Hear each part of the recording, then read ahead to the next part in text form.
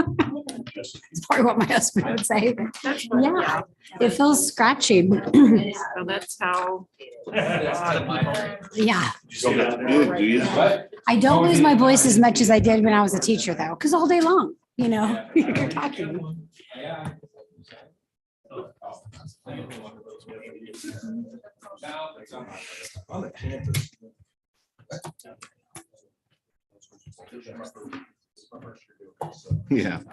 We could write a little bit wide. Yeah. Like I said, I'm not gonna make a big deal out of any of those rules. Word. Sure.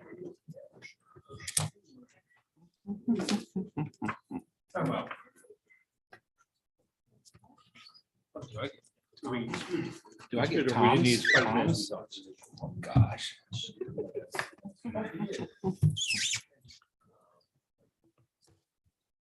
Do I need to move over? Or is Dr. Shooty, are you allowed to use the gavel? Go ahead. It helps.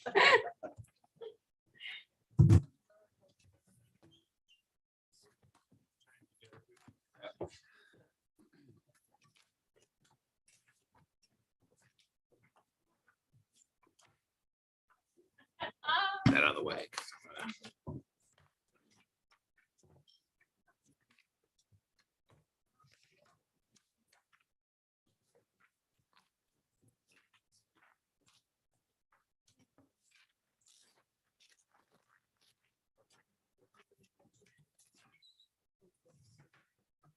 I have to stop yawning. Do what? I have to stop yawning. Yawning? Yes. My eyes water.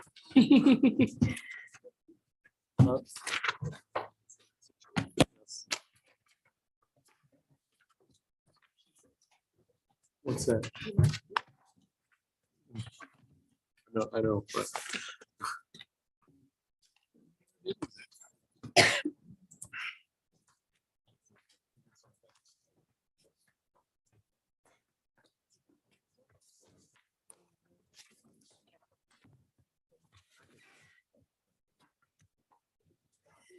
Again.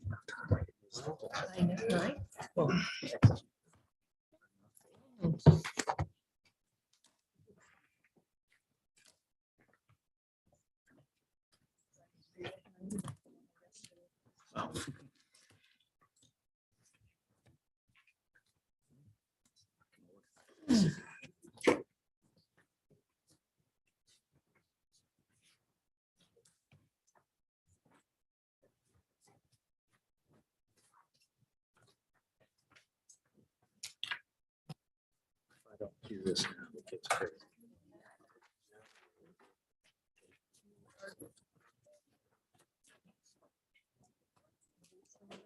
Yeah. I had to have one. Well, I can't smell very well, so. Yeah, other people did last time. Oh, I thought that was just for the.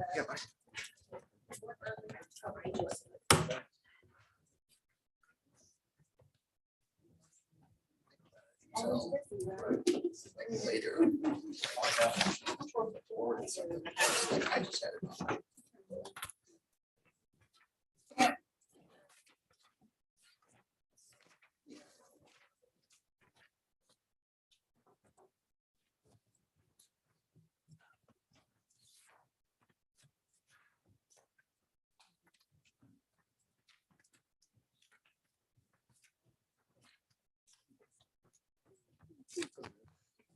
It's just a question.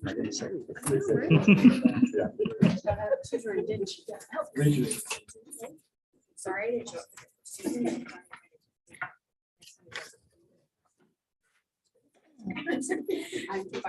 Richter.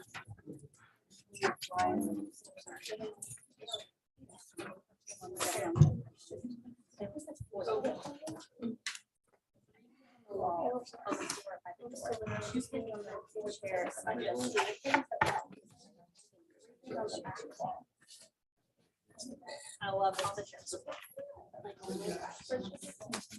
Marvin's doing that. It's pretty awesome. Genius.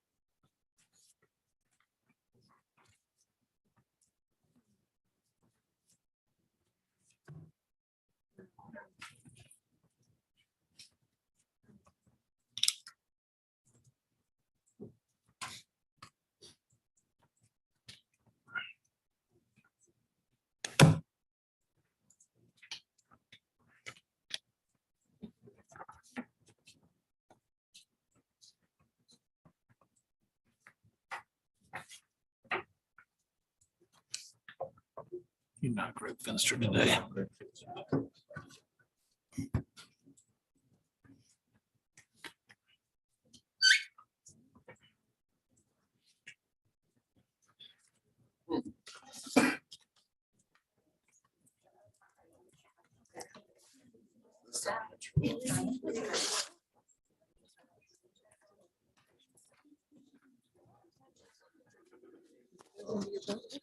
Yeah. I tried to print on it.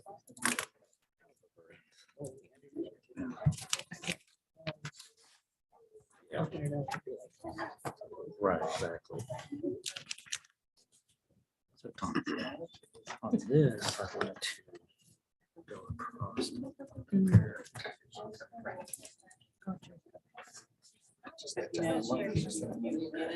Joining the grocery shop or you can see that. He's like, no, I don't typically. Welcome to my world. Thank you. I actually ran into Sam a couple of weeks ago. I joked. Okay.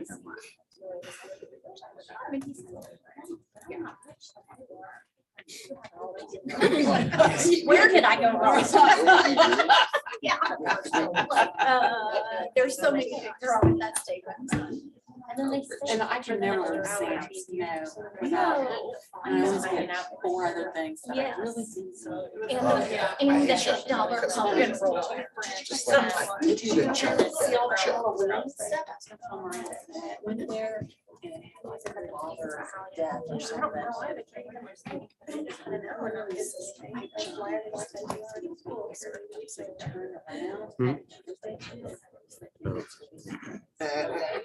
Oh, there was. And everybody started laughing around. I think. I'm mildly obsessed with like this old farm truck.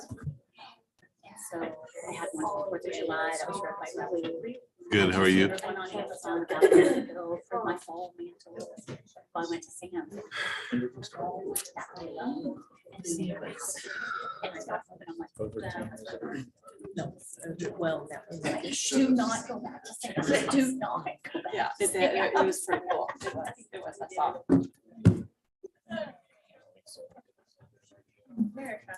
I don't know. I found all the pictures.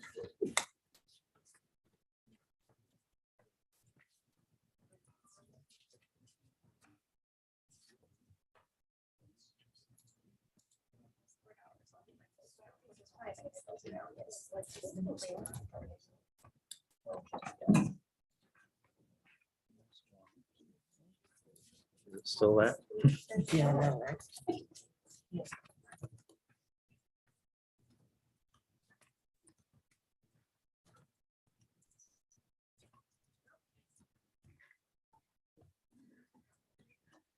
What do I do with that?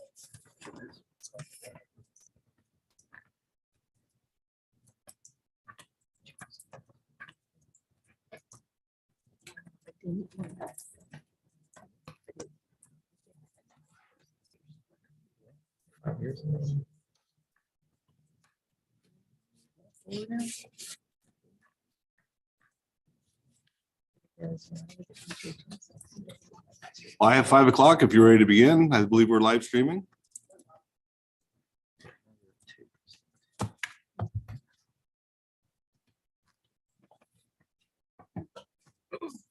All right.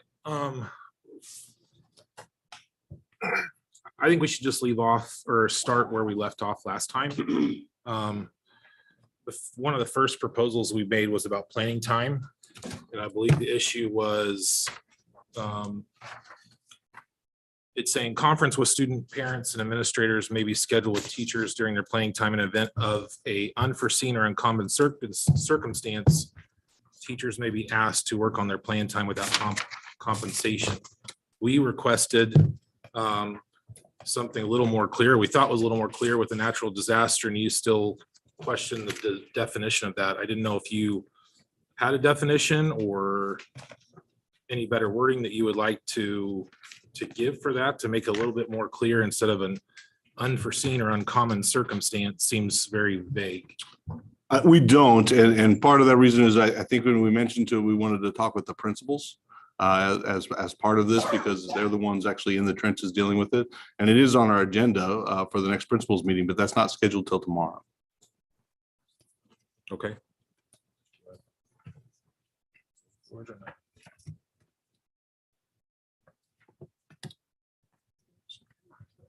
Okay. Our second issue was HEA leave, when we had talked about HEA leave, and we're asking or requesting 15 days instead of the 5, which gives us a chance to meet as a group instead of 5 days where you have to pick and choose and one person can be gone.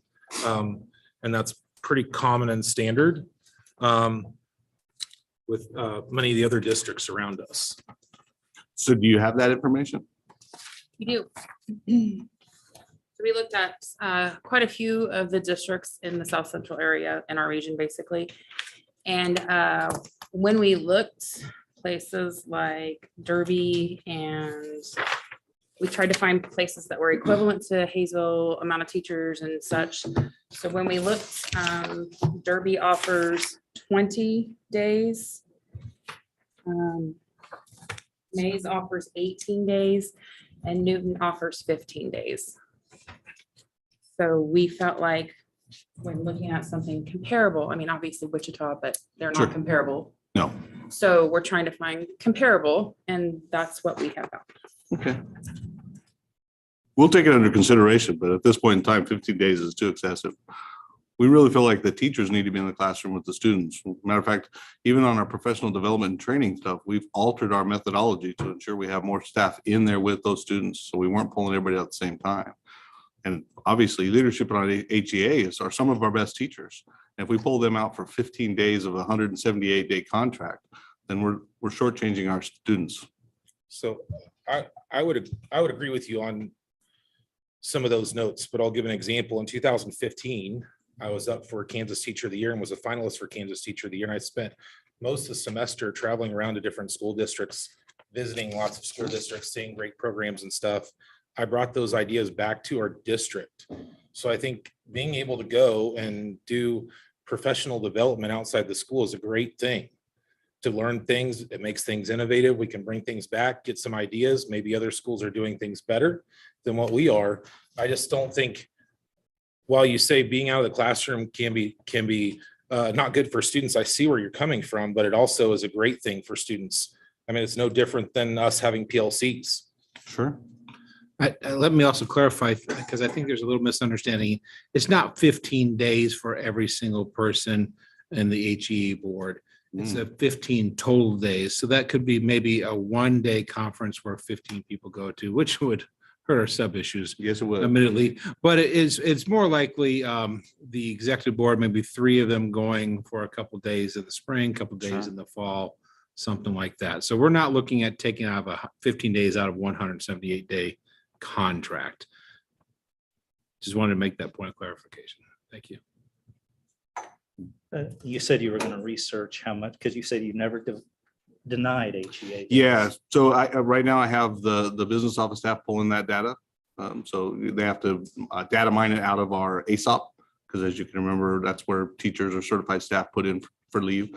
So it takes a little while to pull all that How long do you information. think it will take? I probably have that information within a couple of weeks. They started pulling already, but we wanted to go back a few years to make sure we covered all the years. Yeah. And as you guys know, COVID years are kind of an anomaly. Well, yeah, we want you to go back, 5 years. We try to do that too, but Yeah. I knew you said you probably have that, but you don't have that, right? No, Our experts on ASOP have turned over, as many people know. We have 3 brand new people in both the business office and the personnel office. So it's a matter of getting them up to speed to be able to pull that information.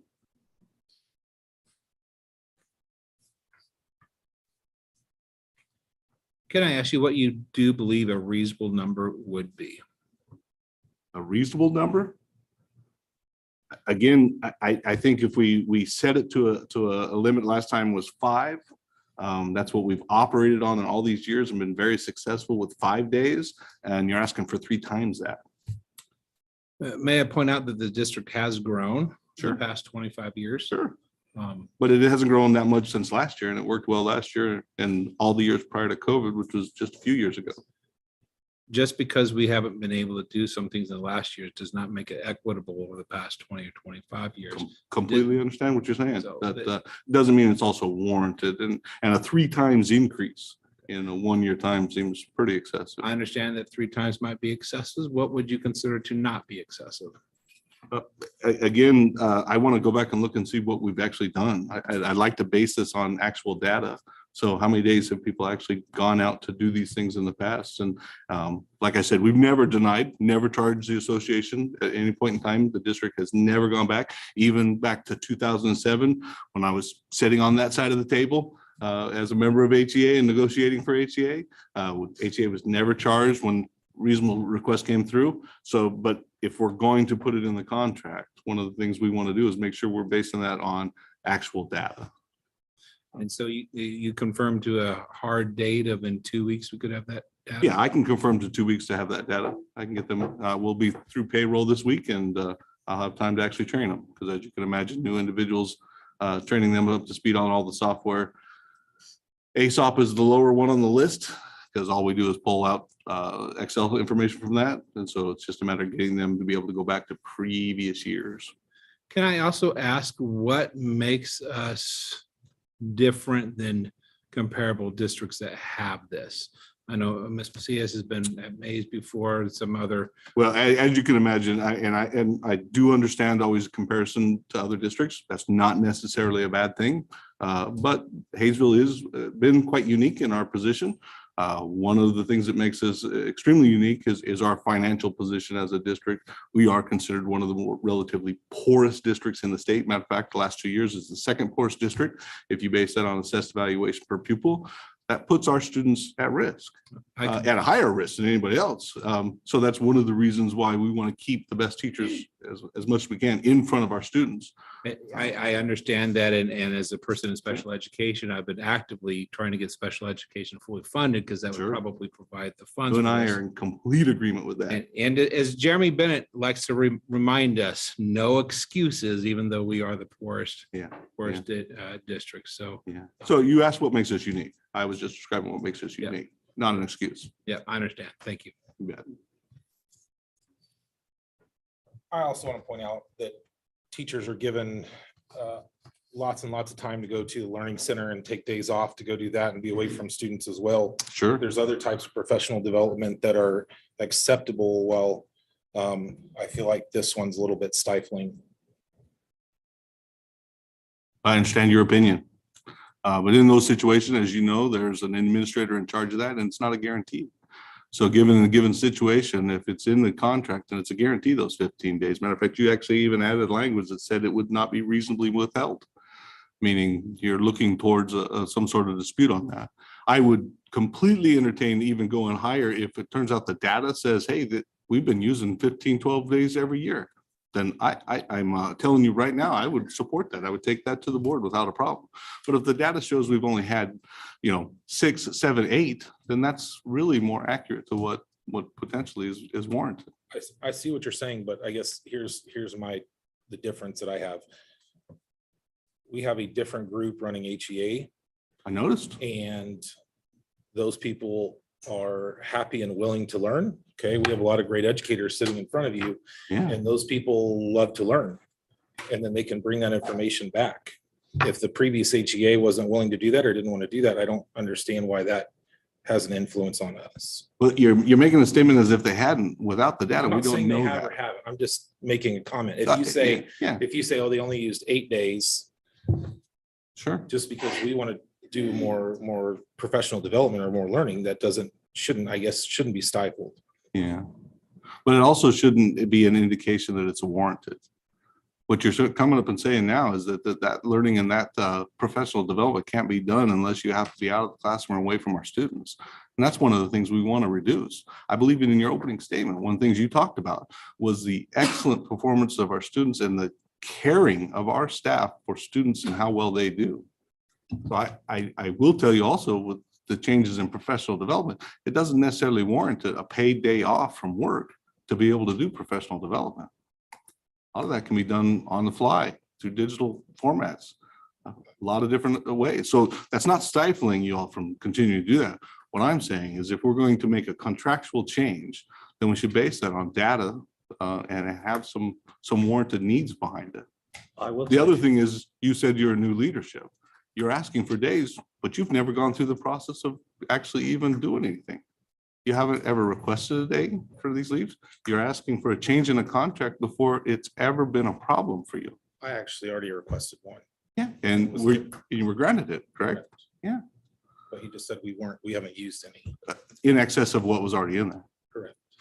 But you're asking for data, and last time you said you'd entertain data that we were able to find from the area. Sure. Found the data, immediately said, Yeah. that's fine. Well, Danny, three but districts is not a direct comparison either. We're doing three that are similar in size. Similar in size, different configurations. How many do you want? That's what I'm telling you is I will pull the data. So what we've used in the past and bring that information. So I'm telling you, I will provide the data. Yeah. And then you can reject that data if you choose, but. Do you think it'll be less? Oh, go ahead. I might also point out though, I mean, I hear what you're saying about professional development, but not everyone learns that way. I'm not happy with online learning. I'm a hands-on learner, a visual learner. So you can come Absolutely. in front of a computer for 2 hours. I'm not going to learn as much as if I were sitting there watching, experiencing, or taking part of actual professional development. And what's offered at the Learning Center is not always helpful to all of us in the classroom. Some of us need a little bit bigger variety of what's offered at that Learning Center. So there are some things outside of our district that some of us would really like to partake in, but without that time. Well, here's the problem with your statement right there. If there's those things, have you asked for them? Has it been denied? I think what you're doing is jumping the gun on an issue. I've previously asked, and I was told last year and in previous years, and this may have been wrong information, but I was told we aren't allowed to have any more than 2 professional development days outside of the district per year. Well, and I apologize if you were told that, because that's really not the case. There's no limit in the contract on that. There's no limit in what we've done in the past. And if these were requested days for HEA training, I don't believe we've ever turned down requested days for HEA training, even when I was on the other side. The first step is asking your building administrator for their permission. Sure. And if they Sure. deny the permission, why would I go further? Because there's a chain of command. And if it was for HEA, To go above HE my building administrator, if they. have are you already saying that denied- doesn't happen? Like, that's an anomaly? Because that's exactly what the chain of command is for. I will tell you right now, our building administrators sometimes make mistakes. That's one of the best things that's worked with our negotiations in the past, is we've been able to have those conversations and say, hey, it looks like that was a mistake. Can we address it? And we have, in more than one occasion. So just having that professional communication, we are a professional learning community. You should be able to have those conversations without any repercussions. And if you feel like you've suffered those repercussions, please bring it to our I hear attention. what you're saying. And in theory, that's a beautiful thought, Sure. but we all know reality and that's not how it is. I would also like to say. I would that beg to differ. It's,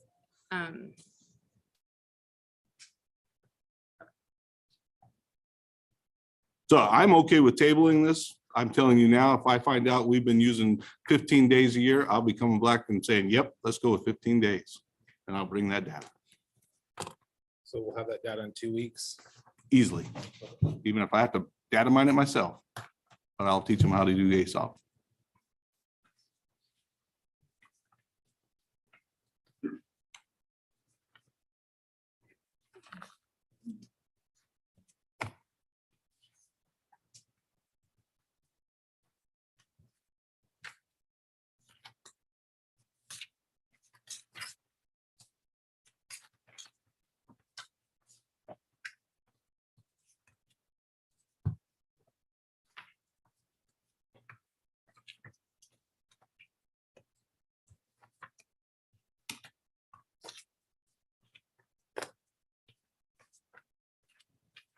grow. Sorry about that. Okay, the next one is the time schedule and voting. Yes. And we were trying to simplify that and we took out the wording there. But we're basically going to asking to keep the same as teachers shall work in accordance with established time schedules as determined by the principal and approved by the superintendent under normal circumstances. Changes should be proposed no later than February 1st for the following school year. It was previously in the contract. We are adding, upon mutual agreement, the superintendent and Haysville Education Association will determine who votes and the procedures for administering and collecting the vote. And if the proposed time schedule is rejected, thank you, Dennis, I'm sorry, is rejected by the majority of the teachers, the proposed schedule will not be implemented. The teachers must reject the proposed time schedule within 20 calendar days from the time proposed schedule is introduced by the district. Such schedule shall include the start and end times, student lunch times, and passing times.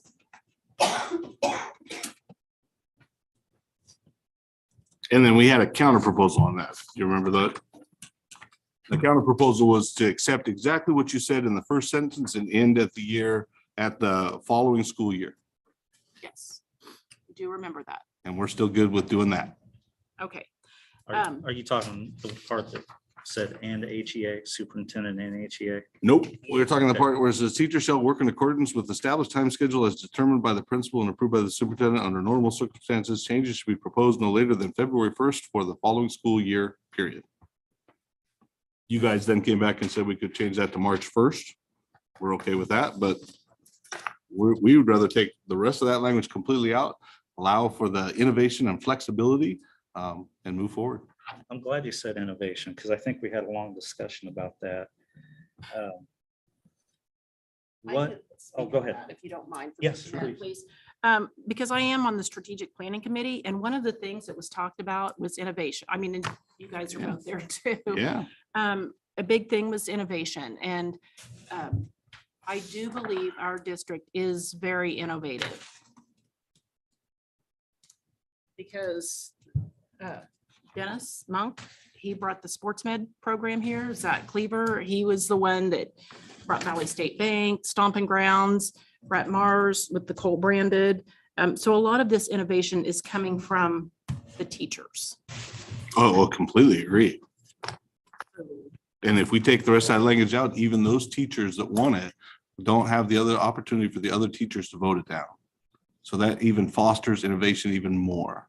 The language that we put in there that restricts the changes of those, restricts creativity and innovation.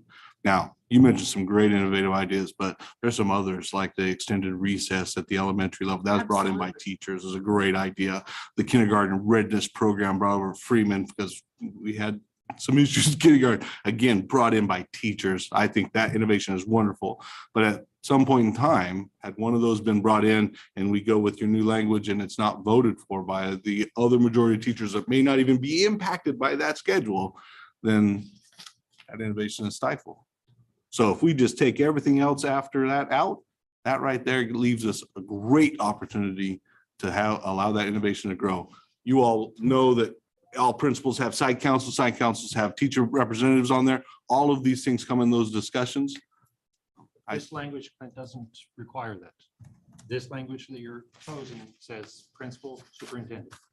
Doesn't say anything about the teachers at the school, doesn't say anything about It site council. frees it up, is what I'm saying. But It frees it up. Okay, so at what point then did we stop trusting the teachers were innovative? We didn't, there's no stopping that. If you free this contract up so that other teachers can't vote somebody's ideas down, how is that stopping the teachers? Matter of fact, that's freeing the teachers. But why do we think that our teachers are so anti-innovative? I didn't say any of the teachers are anti-innovative. I didn't say that May not say it whatsoever. directly, but that's the implication of it. So you're telling me that if there is a proposal that would affect one building that does not affect another building, but it has to be voted on those levels, that the teachers may not be divided, then you're not being realistic. Well, this does say that upon mutual agreement, the superintendent and Haysville Education Association will Mhm. determine who votes Sure, in the procedures. sure. for Who, that. but again, So that again, would that's mean HEA and that and the if we superintendent were determining. voting on, if there was a program or something that we were wanting to bring in Mhm. that affected, say, Rex Elementary, then. Unless the middle school unless would HEA need to disagrees with vote. that. Unless HEA says they disagree with that. If you take that language completely out, it eliminates that possibility of stifling innovation. If you truly want to allow innovation, your best opportunity in this situation is to remove the rest of that language and allow us all to move forward without someone else having a say on it. Removing this language, removing all of this language completely takes away, I mean, are you proposing that we would maybe add some language that is building specific for No. schedule? No. I am saying take the rest of that language out and allow us to be So completely. you don't even innovative. want individual buildings who the schedule specifically affects to be able to vote? No, That's counter to what you're saying. No, You it's- just told, it- you just it- told us that other buildings that. And here's schedule why. Doesn't Here- affect, should not here- be allowed to vote. here's why. It's not just this building to that building. It could be programs. It could be at grade levels. It could be any of those things that stifle innovation. Because there are times, and in lots of the things we brought in, for example, even the recess situation, it took people trying it and sharing it before others would have tried it. Had that gone to the vote, it could have been voted down and we would never even been able a chance to try it. So it's not necessarily just a building. I think what you guys are doing is you're saying, hey, well, we still need to have a say on this. Well, I guarantee everybody will have a say because we negotiate every year. So it's a fallacy to think you don't have a say on it. It always comes up. The idea here, though, is if you truly want to foster innovation and creativity, then you remove those barriers, any barriers, and allow either teachers to move forward with it, principals move forward, grade levels to move forward, programs to move forward with it. Try it out, see how it works, see if it's effective, bring it in, and without having to have someone else's say on it. Not even the superintendents. I'm saying right now, we don't want the superintendent to have a say on it. If we remove barriers and safeguards, What do you mean safeguards? The safeguards are innate. They're a part of it. They're always going to be part of it. Negotiations is a remove required process on teacher- an annual basis. and if we remove teacher buy-in, I never said remove teacher buy-in. That's a whole different process. What you're proposing doesn't require teacher buy-in. It requires someone else's stamp of approval. And it doesn't have to be the teachers that are affected. It requires HEA or the superintendent. And I'm saying don't put HEA or the superintendent in there. But superintendent is in the very first sentence, approved by the superintendent. But ultimately, that very first sentence states principal and superintendent. It entirely takes out teachers. No, I'll read the sentence to you again. I don't This need is, to this is, read it. I can read, this is I what we understand. proposed. But if you take out all the rest of the wording, the only people that are left in the equation are determined by the principal and approved by the superintendent. Nowhere in there does it have teacher voice. We said this one right here, where it says, teachers shall work in accordance with the established time schedules determined by the principal or approved by the superintendent under normal circumstances, Changes to be proposed no later than February 1st for the following school year. The only thing that goes into is it contract compliant? So is it, for example, does it have the required plan time? Does it have required leave days? Does it meet the calendar that's been approved by the board? What it allows is that complete flexibility to try something innovative in different programs and at different levels and in different buildings. Has there been a program that's been stifled by teachers that has been innovative that we've shot down? I guess I'm confused that this keeps getting brought up, but I can't think of a simple situation where that's happened here at the district. Not that I'm aware of, but again, I haven't asked the principals for that information. But remember, you're talking about adding more restrictions on the voting. So for example, going from 2/3 rejection to a simple majority means it's more restrictive. A 2/3 rejection versus a simple majority means that more people have to approve it, so more people can shoot it down. I'm saying if you truly want to foster innovation and creativity and allow that freedom, you remove those barriers. If I truly want to foster innovation, I'm going to go above and beyond to make sure everybody understands what the situation is and what's going on. It's no different than approving a program. Okay. It's no different than that. You got to go around and market exactly what you're doing and why you're doing it, how it's going to help kids and do that. And if that happens, there's no reason why it wouldn't get voted down or voted at for either way, if they do their job. So I guess I'm confused on why And you're what- scared about a vote. And what you just said, I'm not scared of the vote. But again, language currently has rejected by 2/3. And if we can't come to an agreement on it, then that language stays. And I'm okay with that too. But what I would prefer to do is what you all advocated for, which is to remove those barriers and allow us that complete freedom. Could we have a 2/3 vote on this agreement? What do you mean a 2/3 vote on this agreement? You just made the point that 2/3 of 2/3. It has to be rejected by 2/3. That's what the current language states. So could correct? we actually discuss this with teachers? I'm a 2/3 vote on this particular. That's up to you all. You're HEA, remember? Well, but it's So- a mutual, we're working together. It's teachers and superintendent. Sure. So what you're saying, should we do a 2/3 vote, rejected vote on the entire contract? Because that's what happens in this process. You understand that, right? You all asked to come back to go traditional negotiations. That's what we're doing. We're having a discussion on simple contract language. I'm suggesting we remove some barriers. You're suggesting that we actually make them more restrictive. And So that language, and then it does have to go out to a vote. yeah, and we look forward to that vote. Yeah.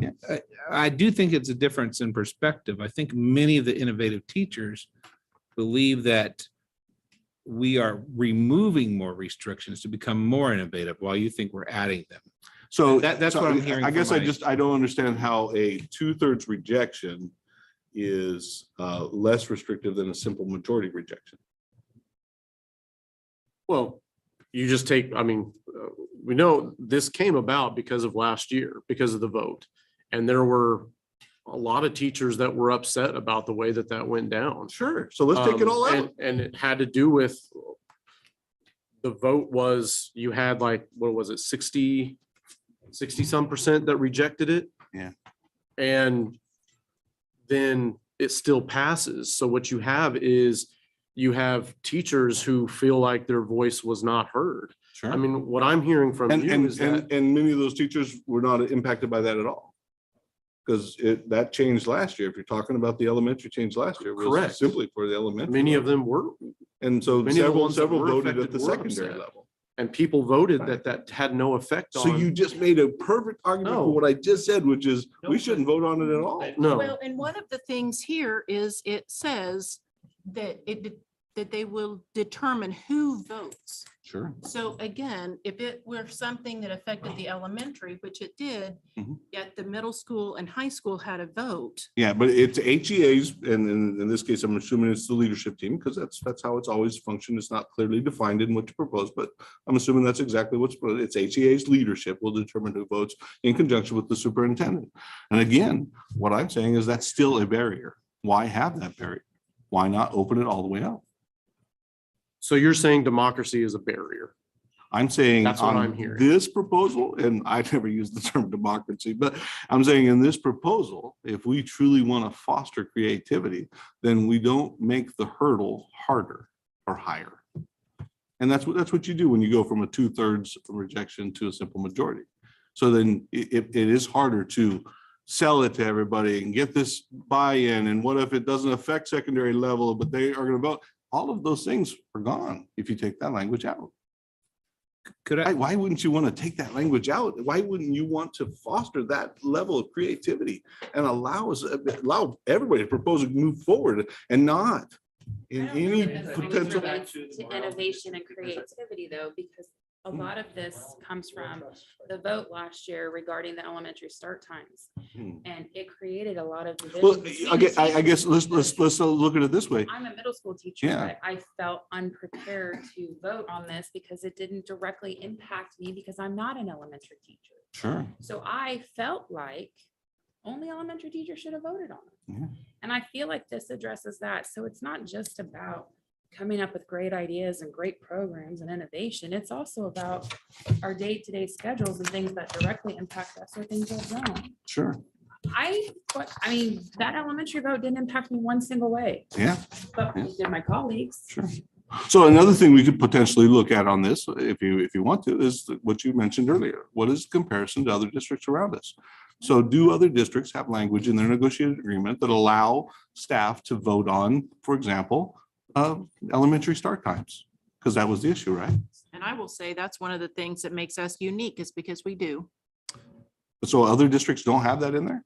Not like this. I do not believe that I have not checked A that lot out, don't. but not to this degree. And I could be wrong. Then again, if we're looking at others around us in comparison, I would go back to saying, taking that language out makes us more like the rest of around us. But Clint, we don't want to be more like, we want to be the most innovative because we have the most innovative teachers. Then take And- that language out and it does not put a single barrier in their way. But we believe it does, and we want to become even more innovative and more unique and more So, committed. so let me just make sure I understand, because your stance is we should have control. And I'm No, saying, let's open it up. so It the doesn't say control that. out It there. says mutual agreement. That is not control. It is, because what happens if you can't mutually agree?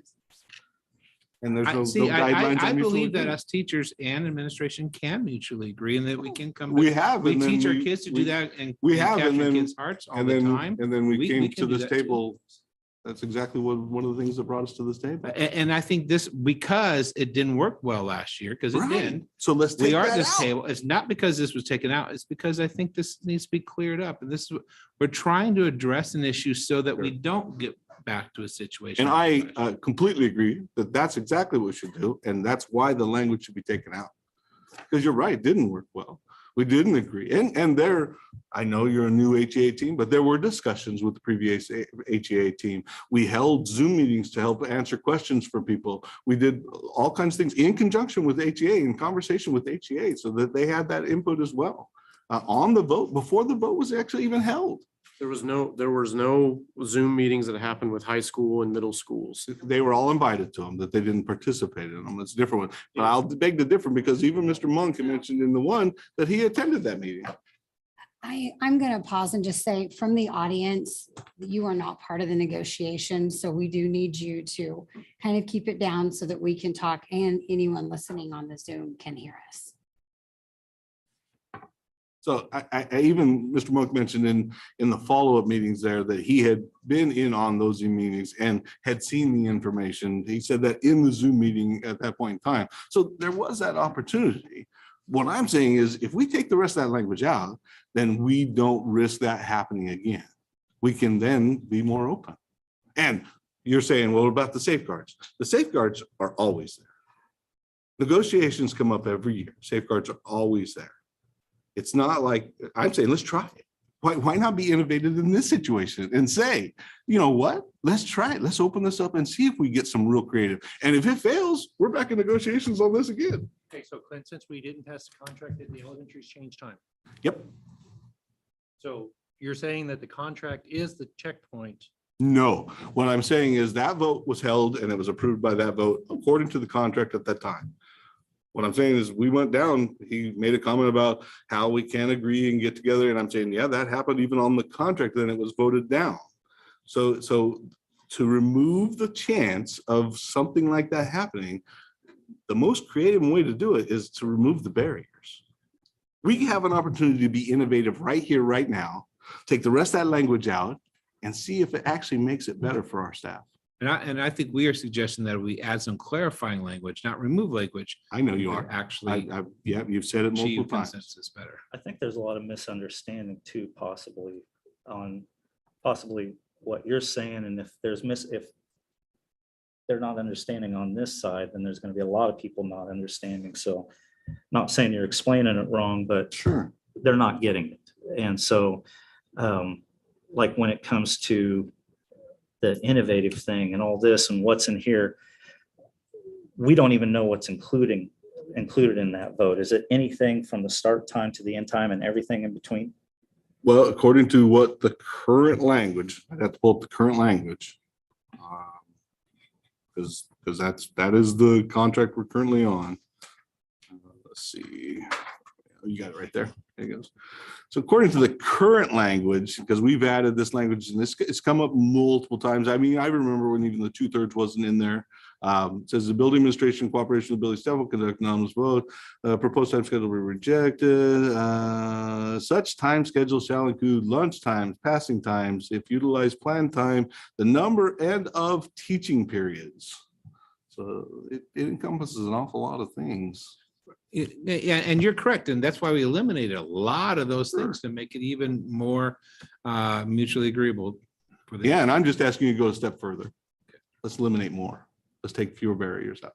It's a great opportunity to be innovative right here. It's just kind of laughable that we're talking about innovation. We're actually talking about schedules. I guess maybe I'm the only crazy person here, but I just don't see how those two are related to one another. It's like a stretch, like we're just fishing and throwing something out there and calling it innovative. I just don't see how this stifles innovation. I guess that's just where I'm at. I'm just going to be honest. I just can't see it. And maybe I'm the only one on this table. Maybe I'm the only one in the room or on YouTube, but I can't see it. How's arrival time innovative? How does it say what again? Arrival time, how could that be innovative? Oh, it depends on which programs we're starting. It could be a different program. It could be a complete adjustment. For example, start times at secondary, middle school, and high school. It could be flopping those. If you guys remember correctly, it wasn't a few years ago, HEA put together a committee to look at start times and how that affected teens and their optimum learning times. So a lot of those things affect start times. And then, of course, you look at the individual buildings, as it says right here, plan time and the number of teaching periods. We've had all kinds of changes from seminar times being added. I mean, if you go back clear through the history, we used to have team planning times at the middle level. All of these things have changed over time. And Dennis, I completely understand if you don't have any experience in it, but I've seen some really innovative programs out there, especially addressing students at the secondary level and their optimum learning time and taking into account, especially at-risk students. And for that reason, we were forced and did create an alternative program, became Haysville High School program. And yes, we have some, but is it enough to meet the needs of all of our students? So when you put restrictive language in there that says it has to be voted by on others, you are stifling that opportunity, or you put a potential barrier in there. And what I'm saying is, let's just take that barrier completely out and move forward. So let's just say hypothetically, you're right. I mean, I'm sorry, I don't agree, but let's say you're hypothetically right. You know, our community talked about two things, and they talked about teacher attention too. Sure. And you're basically taking teachers say out of pretty much everything. None of that says the So teachers wouldn't be I'm just involved. asking a simple question. How do you think that's going to affect teacher attention? Well, every teacher is a little bit different. And so I really can't speak to the group as a whole, nor would I attempt to. Every teacher is unique. I can tell you there were teachers on the previous committee when we looked at some of these things, felt like we shouldn't have any of that. They like different ideas. I worked with a teacher for a long time at the middle school that hated the early start time and fought every year to try to get middle schools to start later.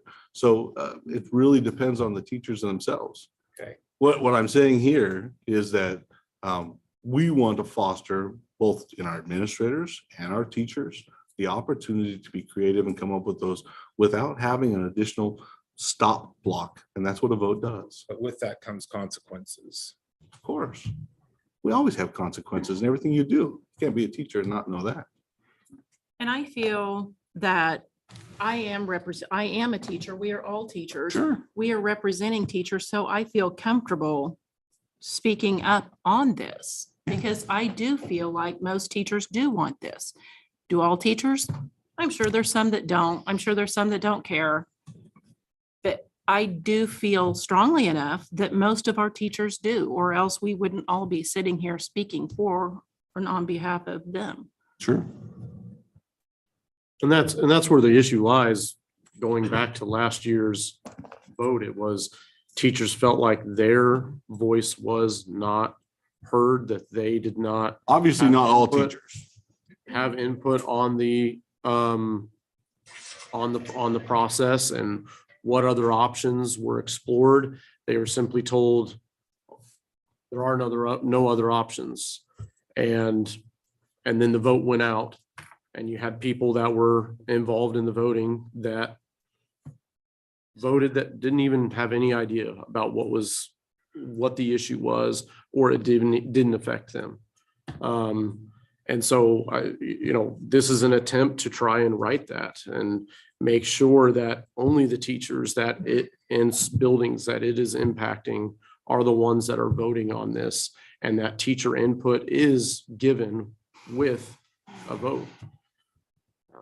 It's just a matter of buy-in and people feeling a part of the process. I mean, to get people to buy in, they have to be part of the process. I mean, we talk about that in our district. We have capturing kids' hearts, right? And a big part of capturing kids' hearts is the social contract. And why the social contract is successful, because instead of me being just saying, here's my classroom rules, follow them, right? It's a classroom discussion of what are expectations, how do we want to be treated? And it's something that we all agree upon, and then we sign the contract together. That's not me coming to them and saying, this is how it's going to be. It's getting buy-in from the students and having them be a part of the process of creating what is going to make the best classroom. And that's ultimately what our goal is here. Would you consider capturing kids' hearts a success?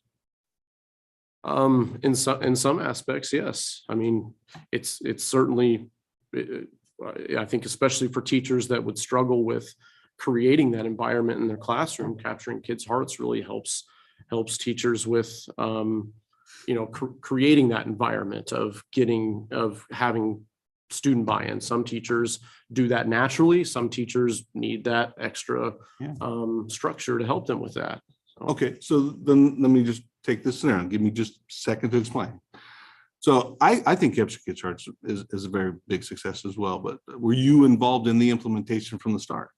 I was not. See, I was, and there was some pushback there. And if you can imagine, if we had to go out and explain capturing kids' hearts, and it's really hard to explain until you experience it, it really is.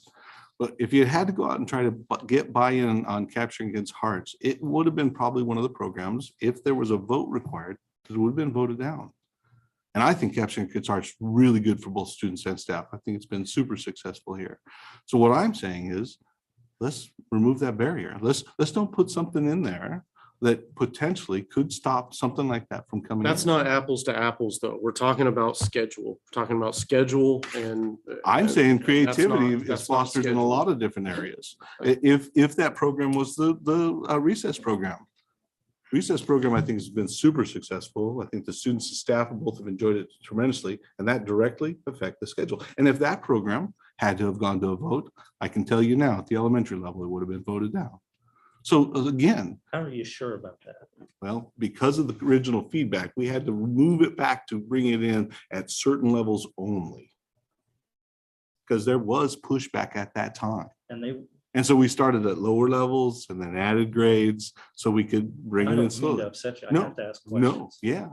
And so again, but if it had been proposed and had something like this that said, nope, we're not going to vote for that schedule change for those recesses because it affects these people, it would have been, who is it affecting? And we would have voted. It still could have been voted down. And again, that's all I'm saying here is that there are, if you think outside of the constrictive view we're looking at here, there are opportunities to be innovative that will affect scheduling, planning, class periods, all of those kinds of things. I know this is not what you're saying, but this is what people are hearing. Teachers are not smart enough and we can't trust them to vote on. It's not what I said at all. I said, I don't think that's what you're saying. Because I think But that's what the people are buy-in and communication in a professional learning community is still going to take place. It still does. It's gonna. I'm trying to help you actually, because that's the way it's being heard. Sure. Just from experience. Well, Dr. Schutte, may I remind us that the proposal we gave you, what you just said, we eliminated those barriers. All the barriers you just said. The only thing this really addresses is start and end times. Sure. In which there are programs that can affect those. I've experienced some of them. Right. But the recess program did, that alone did not affect start and end. No, time. but it did according to the contract at the time. It did. And so I'm trying to think outside of the. We stepped and went ahead with you and we're innovative. We eliminated all that language so we don't have to worry about that. Sure, and I'm just asking you to take a further step so that we don't have a limiting factor things that you may not be thinking of at this point in time. Nor have I. I said it previously. I'm not the creative one. I listen to people who bring creative ideas in. I think it's safe to say we're probably not ready to move forward with this. So could we table this and maybe move on to another topic? Unless they want to take the chance of being innovative and saying, we'll take the language out and try it. We'll be innovative and accept the table. All right.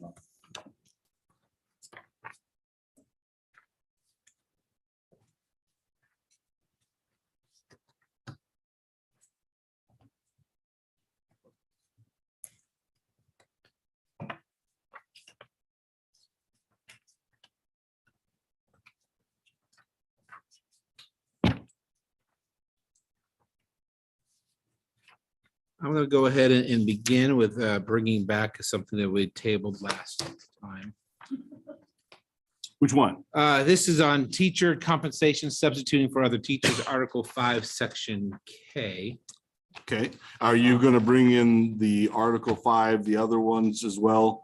With the No. additional paragraphs, because they are interrelated. They are interrelated. However, you asked for us to go back, and so this is us coming back, and I am going to give you. So if we eliminate some of the language, so they are not as much interrelated as well. So do you have the newest copy of teacher compensation, the newest proposal? We do not. You do. You do not. Do not. Can we get that? Thank you. So you want to look at just paragraph, section Just K, Article 5, Section K, paragraph 1, paragraph 1, yes. And so no paragraph 2? no paragraph 2 at this point. Oh, all right. Just paragraph 1. Yeah. We went ahead and it had a lot of stuff in there. And so what we decided the easiest thing to do was to come back and only focus on one change, to keep the language as it was, except go The rate back. of pay. What? The rate of pay. The rate of pay, just the rate of pay. Sure. Yep, that's it. Yeah, just the rate of pay, where it's been set at $12. I think I saw that all the way back to the 21 years. for 21 years, Yeah. maybe more as I've found some older ones, Sure. but a long time. Yeah. And so we are proposing $16. I know that you guys were going to do some research, and it sounds like you did some of your own. So I'm just want to look at that part, the rate, and I didn't know if you had any comments or counter proposals. The only comment I'd like to make is just a reminder of the history, because I have been part of negotiations for quite some time on both sides of it. Some of this language I negotiated in for the teachers, and I completely still agree with lots of it. One of the things that has been a focus for all of these years was, how do we maximize the greatest good for the greatest number of certified staff? And so this has come up a couple times in both the extended duty supplemental committee. It has come up in negotiations itself.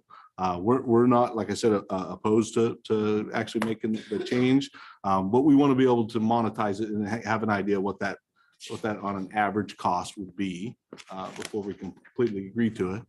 But the focus in the past has always been to try to get as much money for as many certified staff members as possible.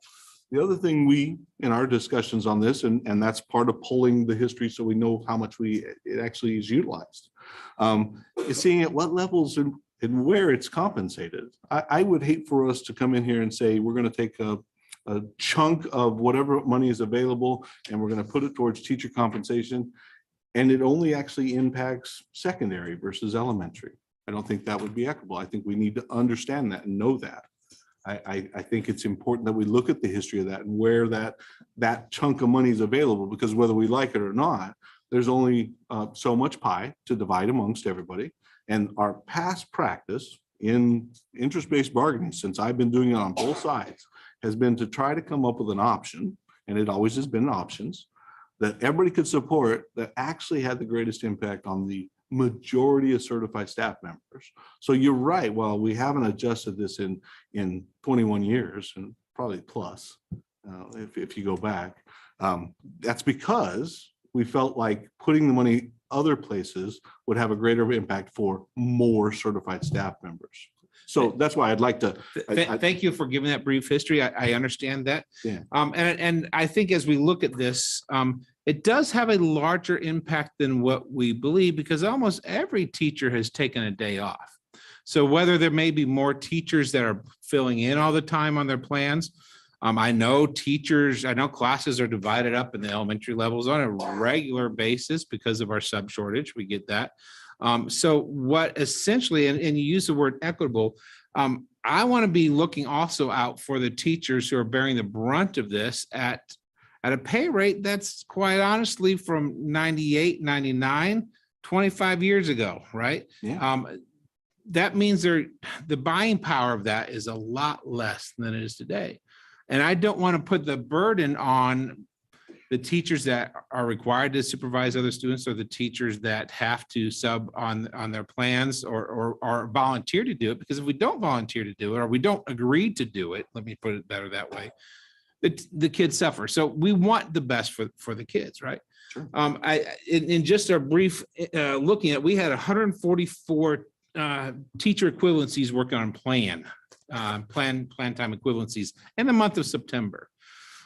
Working at a rate of about for probably on average of 60 to 70% of their typical salary, right? That's not equitable to the teachers who take the day off and who get their full salary, asking someone else to walk in and only get a partial time for those minutes. And that's what I think we're trying to do to make this equitable to all. It would improve our pool, I think, because more teachers might be willing to sub if they got paid a little extra. You know, a 25-year-old rate is hard to swallow. Some people say, hey, that's not $12 per half hour is just not sufficient to get through all the paperwork and everything else you got to do. So I think it is very innovative, opens up more opportunities for people to do, and it gets us back equitable with something. And you know, we looked at a bunch of analysis to come up with the 16. And you said last 2 weeks ago that you would go back and do your research and have something to report for us today. Do you have that? No. It's hard to get that information. So that's what we've been working on. This is one of those items that we've been working on, pulling the data. Okay. And we do have that information. We've had that. Where did you get that information? We contacted every district. No. Oh, you're talking about the district data, the other district data? Yeah. Other districts. Oh, I thought you were talking about the number of staff. No, I mean, we could look at numbers. That's what we were talking about is the implementation of this. So how often was it used? Let me ask, if does it really matter how often of it's used? If we discriminate and are not equitable to one person, is that feasible? Or do we need to raise this rate to be at least? See, and I would argue it's just the opposite of what you just said. If you don't look at that data, then you are potentially discriminating or discriminating against a multitude of individuals because you really don't know where it applies. So again, I'll go back to what I said just a minute ago. We have no problem with changing the rate if it's appropriate. We've already said that. We'll be glad to do that. We really don't. But we think it's important that you make that decision on accurate data. Okay. And if that data says, hey, this is applied 96% of the time at the high school and only 2% of the time at the elementary level, I don't see that as equitable. But we don't know that data. And that's what I was saying. We wanted to pull that data, see where it's applied. And just because it's important for us to know, what will that added cost be moving forward on an average? Sure. We can never predict exactly. So I understand that you need to do some data mining, and sure, you mentioned earlier. Sure. And that's what we talked about. And one of the things we talked about is potentially turning that over to the newly formed committee to look at class size, as I think this is also ties right into that, looking at what is the accurate data here in Haysville. I'm glad you mentioned that, but as you can recall, that is not what we're discussing about. Class size. I know. Not in here. I know. If you want to put that in something, we're talking about pay rate, not class size.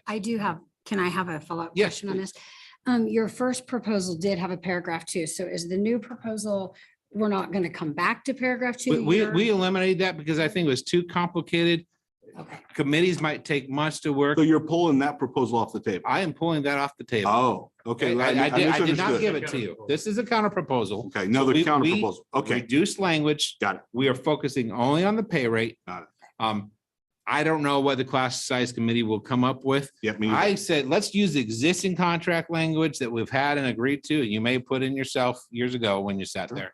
there. But let's just get the pay rate up. So then the simple answer, without going and being too verbose, is, yeah, we're interested in doing this. We can't sign it until we know what that impact will be on the overall cost.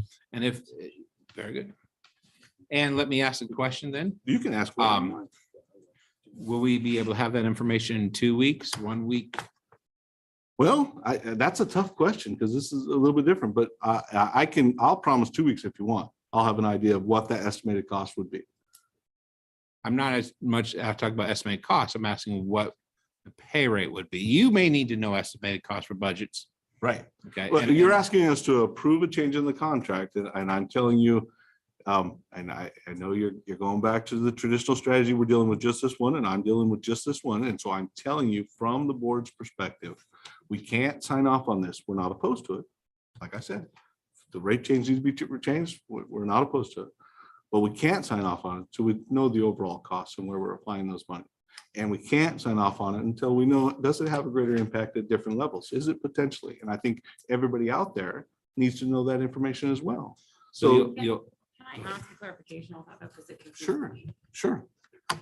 So if you look at it and you're researching and Mm-hmm. you see secondary uses it more than elementary, Shouldn't we tell people?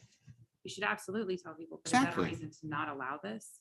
That is up to the vote. But I think I'm asking you, would that be a reason to not allow? an potentially, increase? from the board's perspective, we like equitable distribution to all of our certified staff members. But statistically speaking, don't we have more secondary teachers than elementary? No. Isn't it more? Well, like it depends on where you, 20% depends on where you put the secondary? drawing line.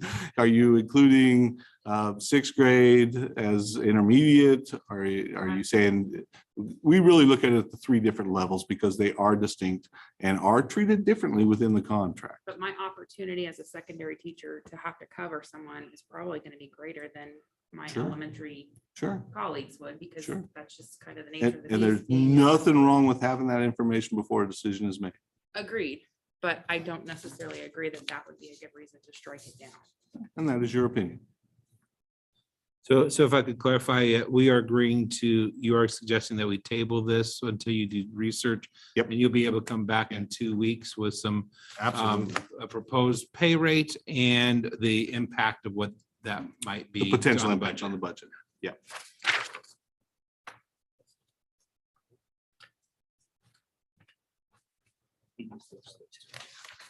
So if you have a new proposal for that one, do you have new proposals for the other teacher I compensation? do, just, Okay. Is that- hang on. So instead of going off of what we worked on previously, we're going to start with new proposals on those. Is that Well, correct? these are counter proposals, Yeah, so, but yeah. we're working, like I Okay. said, we were Okay. trying to mutually step forward and meet halfway and come to a good conclusion, so. Okay. The next one that we will look at is 1.5 compensation for outside contract hours, Article 5, Section I. Okay. All right, got a whole new one. You still added paragraph 5, paragraph 6, and you changed the rate of pay. So how is this one different?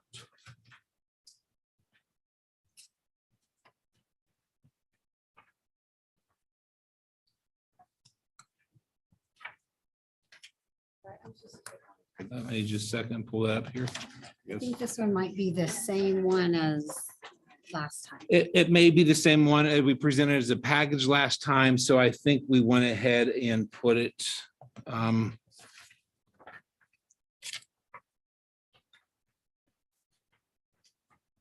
I think what we had realized, what we discussed last week, you had asked to table it so you could get some information, so we were just making sure we're bringing it back. So this is the one that ties in Article 9, Section C. So those are tied together. is you add a paragraph 6 that references n- Article 9, Section C, which is the Article 4. professional day. Article 4. Oh, 4, yeah, Yeah, apologize. it sort of ties together, although, yes, Yeah. it So- would. so- Paragraph 6 does. Yeah, Yeah. so and- they are intertwined. What they are somewhat intertwined. They were bilaterally, now they're unilaterally intertwined, which you'll see in a moment. I did not know if you had any counter proposals to this, or if this is going to be the same similar answer in vain, that you'll need to do a study of this. No, the counter proposal, I believe, was tied, because they are tied together in Section C with 10 evenings per semester. Okay. I believe that was our counter proposal. Okay, so if we eliminate paragraph 6, then that would resolve that. No, because we would also like to address paragraph 5. Okay, can you address, can you tell me any concerns you have about paragraph 5? Yeah, because we want to make sure we include similar language that you guys proposed in Section C. We would propose similar language for IEPs outside, because that's what it says, outside the contracted time. We would propose a similar maximum number per semester as a separate part of that. So that's our counter. Aside from the $16, which you did tie that back into all going to $16, I have no problem with that. We'll look at those. But our counter, because 6 ties into C, and you're saying I'll take off 6. And I'm Okay. saying if we eliminate. Then we're 6, saying our counter is no 6, but on paragraph 5, we would add language that says a maximum of 10 evenings per semester when it comes to IEPs outside of the contract time. You would say 10 evenings? Well, 10 IEP meetings, because that's what paragraph 5 addresses.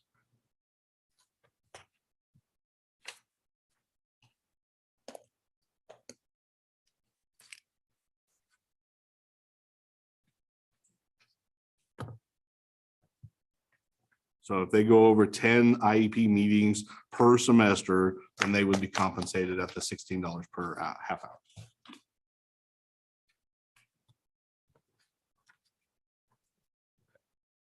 So I'm going to record this as your counter proposal that paragraph 6 is eliminated. Okay. And paragraph 5 would be 10 IEP meetings. I do want to point out that the way we did this is actually under.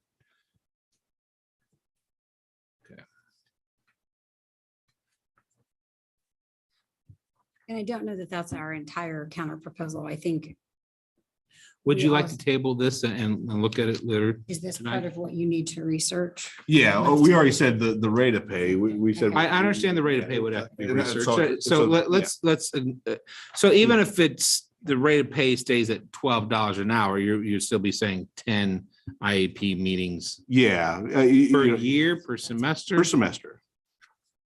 Yeah, so basically you'd have language that says any teacher who is requested to administer, or sorry, by administration to attend in excess of 10 per semester IEP meetings outside the contract shall be paid. That's all you put.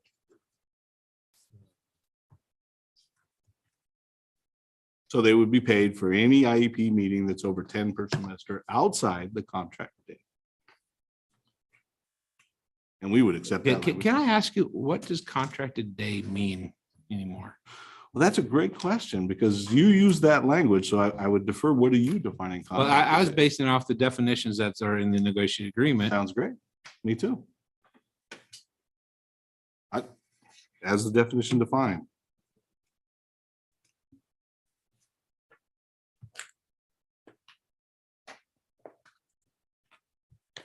I'm not sure. It says any day in which the teacher is contracted to be on duty for the district. That's a contract day. Now, what you're probably referring to is work day. And it says a day or part of the day set aside, sorry, I'll take that back. Would have been. Yeah, I don't think we define it any further than just a day to be on duty by the district. Now, Time limit to that day. well, we have set time limits. Right. We have report times, because that's covered in another section of the negotiated agreement. 225 minutes per week of report time outside the student time. And that's what report time is defined as. So that sets the contract day if you're looking for what is my schedule to work, if that's what you're asking, but I don't want to speak for you.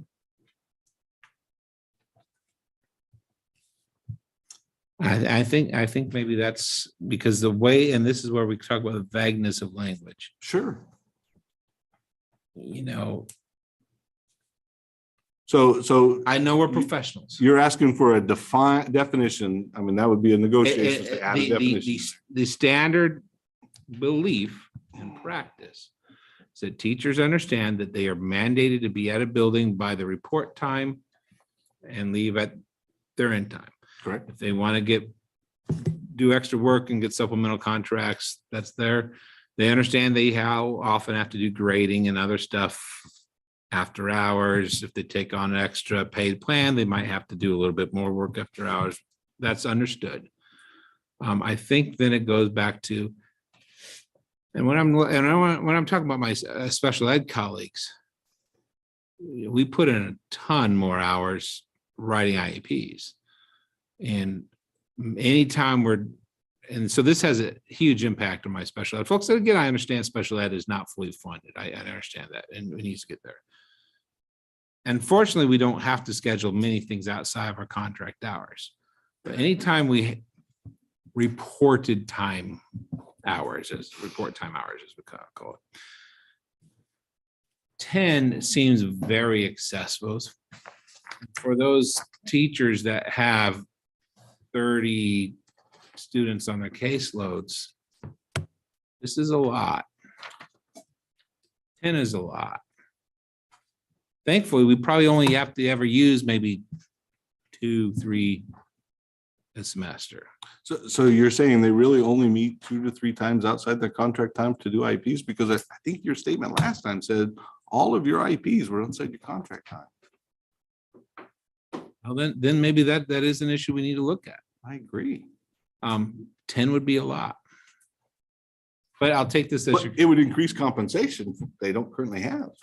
Right. So, But on the flip side, you said previously that we want to make sure we're reaching teachers across the board and trying to look for the greater good. Sure. So if I'm a teacher who only has 7 IEP students in my class, I would never get to that 10. Yes, and if you're a regular Never be compensated. However, my secondary colleagues who have 35 will definitely get compensated. if they are all scheduled outside the contract time, yes. And for clarification, let's say you have a colleague that has 35 kiddos that have an IEP. Do they attend every single one of those meetings? absolutely. Every teacher attends. Oh, no, every- the IEP teacher, the case manager. Right. we I'm only talking required to about- have You didn't say case manager, you said any Okay. teacher. Right. Who was sometimes- requested. I can speak for myself. So this year I do, I have 25 students in IEPs, not counting gifted IEPs, not counting 504s or all those other Sure. things. Generally speaking, meetings start at 2:50. My contract day, my In end report of time. day ends at 3:05. Okay, Do you know how many IEPs end at 3:05? None. sure. But do you Just today, attend I was all there until 25 of 3:30, those? which means I spent 25 minutes past my end of leave day, For all 25 kids is what I'm asking. just about. So then you would be compensated for 15 of them if you do Just them all in about. one semester. Every now and then we have a meeting that starts in the morning, which is ironic. To me, this is how I can't wrap my head around it. If I have a 7:05 meeting, which is the beginning of my day, when my 7:25 bell rings because students start coming into my classroom, I head out and go to my class. Mm. So I am guaranteed in a morning meeting to only have 25 minutes of an IEP time because then I have to go help students. Right. Yet if it's scheduled in the afternoon, You don't have a place to be with kiddos. and so it could be an unlimited amount of time. So I think some of this comes back to education for our case managers. We might have, I don't know, we might have newer case managers, but it is not a requirement for every single teacher to be in an IEP meeting. Or to be there the entire time. Right. It is a That requirement might be for something that the one, special department needs to be. right. Absolutely. Because that has- Absolutely. I But would remember, remember, we have the opposite problem. It is very difficult to Sure. ever get a teacher to attend. Sure. But remember, your proposal said any teacher. It didn't But say it's also cast unfortunate managers. too, because certain teachers, for example, me, I'm an English teacher. I'm at almost every single one because I'm the English teacher. Art teachers, maybe not so often. Band teachers, Spanish teachers, maybe not so often. And that's kind of the point, because the majority of IEPs are written for math or reading. Well, I absolutely understand if that's the case, that this is a concern. And I think some of this can go back to, like I said, education with our case managers, because they should be collecting information beforehand so that even though you're the English teacher, you're not having to attend 25 meetings in a year. Or is a you should lot. be able to finish that in the afternoon in 25 minutes. And so, Right. yeah, that's So absolutely. please understand, parents often request those teachers to be there. So it's Sure. not whether you Sure. have to be there. Sure. If you're writing, because we write many IEPs where parents have excused a general education teacher, but parents wish they were there. Sure. Even if they have the written, but so let me verify, we are doing the IEP process correctly across the district from what I've seen, and I take a very close, hard look at that. So it's not that. I see special ed teachers doing a lot of work, because IEPs, good IEP would take 8 to 10 hours to write, right? And if you have to do meeting, and most of our meetings are not late, but several are, because we have to accommodate parents, because we want parents to be involved. We want parental involvement and engagement. And sometimes, and it's not just the case manager, sometimes we really do want an English teacher or a math teacher there. And I've been in meetings this year which have started at after school and gone till 4:30. No, this is a longer time of the day, and we've had to have all those participants at that meeting to meet that student's needs. I do not want to sacrifice any student's well-being on their IEP because we couldn't get the teachers to be able to stay. We're in complete agreement. That's why in excess of 10, we should have those teachers. That I think that would be in excess of what is expected as a profession to accommodate some of your staff and students. I'm pretty Anything sure, in excess of 10 would be compensated. I am pretty sure that the majority of my special ed colleagues across the country would think excess of 10 is a lot more than is expected. Why don't we table this? I know you put somewhat of a counter proposal here together that I've written down. But I'm not sure if we're gonna even come to a mutual agreement there. Mr. Miller, would you like to do the next one? Yep, I have the Is this a new proposal or another counter proposal? counter, it's Article 4, Section C. I think we Yes. referred to it. Yeah. But as I mentioned earlier, we eliminated a line in there, so it is no longer a bilateral connection. I got that one. Thanks. What we did on this is we eliminated the compensation and just asked for a maximum of 2 evenings per semester, not including annual calendared parent-teacher conference weeks. And I would still come back that they're in order to serve our community and to meet their needs, to increase that engagement, to increase that outreach, that the 2 is not enough. Okay, we've analyzed everything that we've seen in this district. We've looked at other districts. So what are you classifying as evening events then?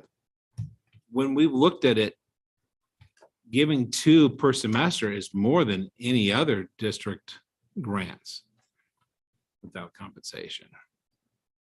I mean, we're not took out counting, we're not compensation. counting parent-teacher conferences because those are done. So those are, But you took out compensation. I know. I'm So not, you're I'm saying- not arguing compensation. I'm arguing So time. what would be the consequence if we had more than 2 events? teachers don't get to see their families as much. But if you want the data, right? Are you going to accept the data as, you can trust but verify the data if I give it to you? And this is more than May's dirty. Which data are you referring to? Are you referring to the Required evening events in Haysville? all around too, so you can have a number. compared Contract to- language. Okay, so you're just talking contract language, what people put in contracts. Right. I'm saying, what number of evening events are required in Haysville? For every single teacher to attend? Well, that's not every single teacher, remember, because this says a maximum of 2 evenings. So I may have done 2 evenings doing these 2 events, and she may have done 2 evenings doing these, and then both of us are needed on a 3rd event. That's what you're adding here, is you're limiting that, and then neither of us could go to that 3rd event. So what are Require the parent-teacher current, conferences. what's that? In the evening, do you require? Yes, we do, Okay. but so- we trade off. But yeah. Time. Right, that's I what don't most think you typical wanna- do that. That's what most do. You're not Yeah. alone there. almost Yeah, alone. so those count as contract Is it- time, so we take days off. So it's But you those, comp them with a day. we comp them for 9 hours, we give them 16 hours off. You were wanting to Part of the know though what you negotiating change require here. here. I'm trying to find Yeah, out so I can Yeah, tell you. no, I'm not that. asking what's required. I'm saying we need to know what's happening. You're asking to put new language in, because that's what this is. This is new language Yeah. to limit the number of evening activities. I'm asking, what are the evening activities that have caused this to be a question? How many do we have? Are the high schools holding 6 evening events that are requiring teachers to be there in those 6 evening events? Are they? That's what I'm asking. That's the data we What are need. your to pull. principals requiring? I- Have you emailed them on that? How many Yes, are they- it's. How many do they We have our scheduled principals meeting is tomorrow, and that this, we didn't pull them in for a special meeting. It is on the agenda as negotiated items, asking for that information. And that's the data we need to look at. Now, if you want to just, and I'm not. I've got to tell you. I hold will, on, I'll be Clint. glad I to am take, actually disappointed because I'm glad to take the data that you have you're in not going to take the language. data though, because Sure. every time we provide it, and do the work, these people work during the day. Sure. You can look at this data during the day. They can't. They have to teach. And I have other responsibilities as well. So Marketing is a pretty big responsibility. it is, but You have actually said you're going to come back, I said we would gather data. We never set a time. association leave. Yeah. We were able to gather that during that time. You gathered it from other contracts, so you did that for them. All of them did it. We split up these contracts. Okay. But it's not your business how we come up. with No, the it's data. I'm it's telling you, not. It's not. we Absolutely. have the data, but they may not, you don't know what the principals are requiring. That's what we're asking. And that's what we want to find out. So let's remove that barrier and be innovative and require what everybody else does on average. So you just want to require based on other Well, districts. just like you said last time, a principal. So can what is- come what back is with the- an what innovative is the- idea and they have to do what it. is the This what average? we're- It's about 3 to 4 per year. Then we would take 5 and we're good with that. We like to be above average. If you want to put 5 in there, we'll go. for that. We have above average right here. Sure. 2 evenings per semester is right above there. average. from the Our data. counter proposal is exactly your language, taking out the compensation, 5 evening events So let's talk about the on per semester. 5 per semester. No, So this is that's- per year, what I just So told that you. No, would be it 10. says evening per semester in your proposal. So 2.5 evenings and 5 total. No, we said 5. No, per he gave semester. you annual data. This is Oh. semester yeah, okay. data. So are you still saying? So then we would be happy to accept 3. I don't want to do a half. 3 per How year. do you do half an evening? Let me clarify, 3 per year. Innovative. 3 per year or 3 per semester? Would be 3 per semester? Because he's saying In your every- language, in Okay, your. he's saying okay, 3 In your per language, semester. it says per semester. Right. When I asked for the data, he said that the average was 3 to 4. Per year. Understanding, but the proposal says per semester. So that would- Our counter offer, to be 100% clear, is 3 evening events per semester. And we would accept it the way it is.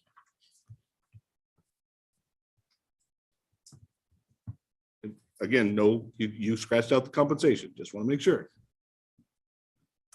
Yes. I, just out of curiosity, because I am newer to the district, where do you come up with the number of 2 evenings? Can you give me some? We examples only of what can you come guys up with do? 1 evening that we currently do outside of contracts. and Which that's is? Open house. Open house, okay, That's required But of we, all that's teachers. required of all teachers. right. We thought being innovative, our teachers would agree to maybe do a maximum of 1 more for parent engagement nights or something like this.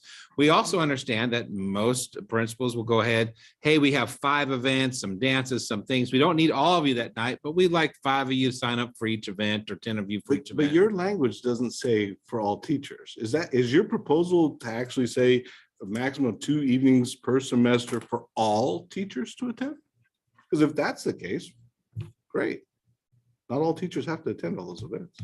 We're not saying that every teacher has to attend every single But event. that's what We're- you just said. That's not what the No. language says here. Right. So that's Asking so for them to attend 2 of those events during the semester.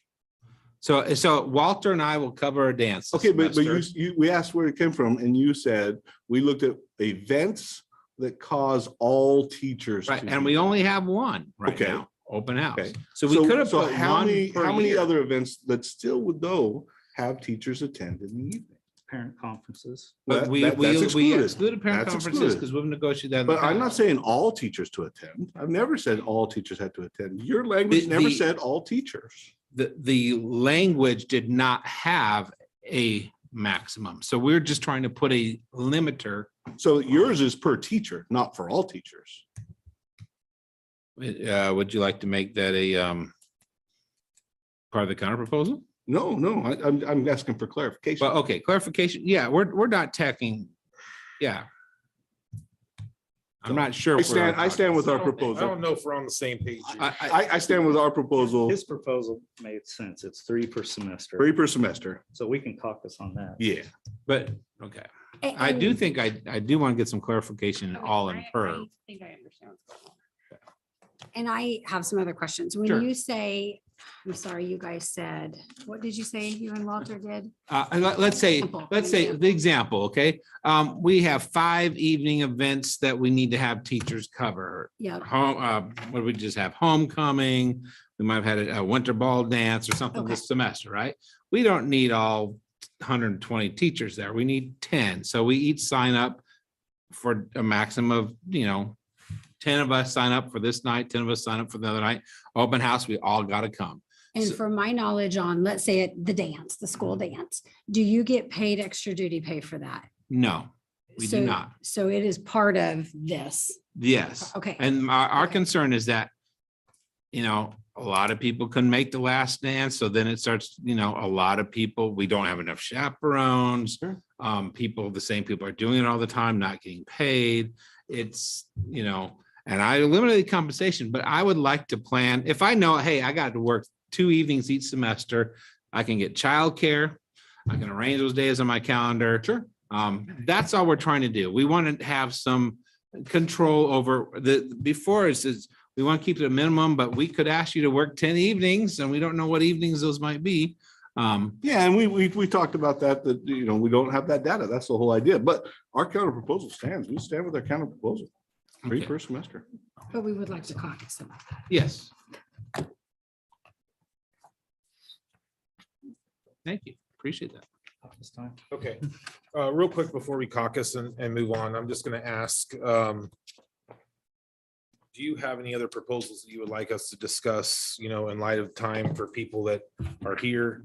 And is there anything that you would like to bring to our knowledge so we can caucus and not have to do this again, or? Oh, actually, do you have further proposals? We'd like you to go through your proposals, when we sit down and We said, how don't we have want to any do this. further proposals at this time. You don't have any proposals for even like compensation, salary, Do anything you like have that? proposals for compensation salary? We're open to discussion of that, but what we started and established in this process was that you all were going to start with your proposals. So if you have additional proposals at this time, we would entertain those, and then we'll be glad to share our proposals. Do you have, I know Mr. Zamanek has emailed you and asked for the amount of money available. Do you have that available to us, what you see as money available for salaries or compensation? No, what I have is costs if we add or change things. But all we have is what we had from our previous one, which has been past practice of taking a snapshot of certified staff, knowing that the next day it may change because people do quit, retire, move on. We use that snapshot. As I explained in the previous events, we put that in our funding formula because that's established by the legislators who determine how much money we get. We do a projection, and I've stated before, we're in a drop year. So we're starting with fewer FTEs this year because, yes, Walter, the funding formula says it's the highest of the 2 previous years. Last year, we started with 5,649. That was 3 years ago. The new highest is 5,485. So we're starting with 5,485. Then on top of that, you add weightings. So all the weightings are current year weightings, but your starting point is the highest of the 2 previous years. That is school funding formula. Correct me if I'm wrong. Yeah, or this year. No, you're wrong. Check the legality on it. You can't use current year. You're absolutely wrong. They changed that law because the legislators had a problem Are you talking in June and May? of projections. I can't use 22-23 school year count for start. You can only use the highest of the two previous years. That's why we're starting at a lower point. We take those, we put it in the funding formula. We look at the audit on the all of the weightings. Are you all familiar with what the weightings are? Okay, so you're familiar with the weightings. We look at the audit of weightings because what happens is your demographics of the students don't change drastically. The only one that really is probably going up slightly is the at-risk because of what the feds did. I mean, are you familiar with what the feds did? I don't think we need to condescend it to, but I apologize if that was condescending. how much I want to make, money I is want to available, explain. do you think? It was 800 and. Or are you talking the 824,000? Yes, 824,000, which was at the time and is all the new money estimated for the budget. Okay, All right, we're gonna go ahead and caucus then. okay. All right. For how long? Let's start with a half hour.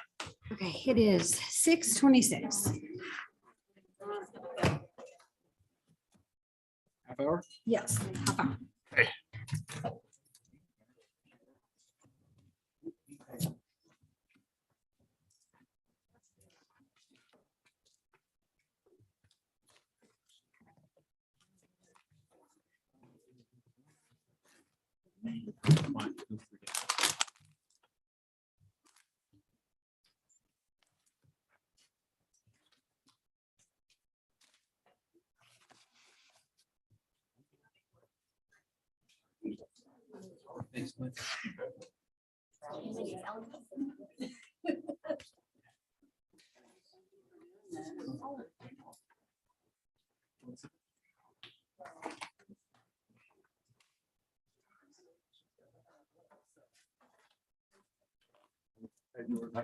Hi, Jordan.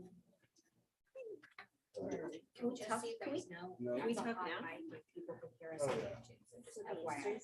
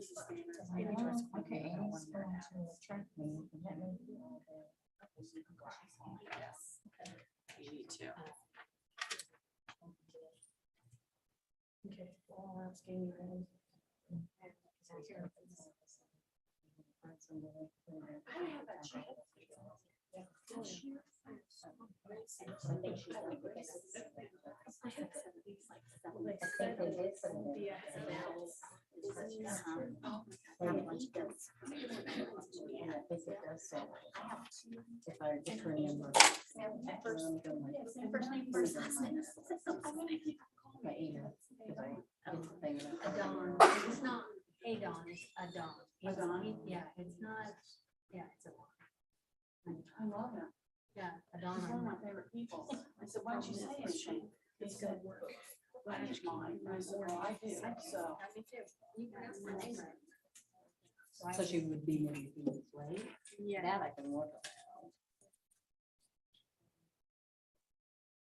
They can put it on salt bag. So tell her if she's okay with it, I can get it covered. Even if I have to cover it myself, just so it's good, you know, it's good. Okay. Okay. It's in there, that's okay. Okay.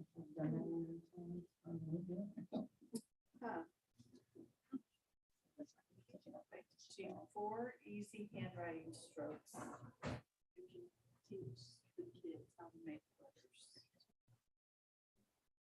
Here, Miss Brown.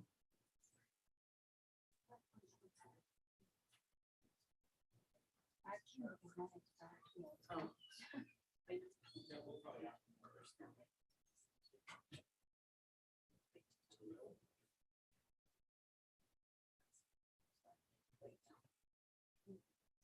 I'm waiting to, because I told her, yeah, she could. Another thing, I hit send. Yeah, that would work. So she would be should be able to work all this. Okay, I can cover that. Okay, perfect, thank you. See, and the circle all day. Let me see. Okay, good, thank you.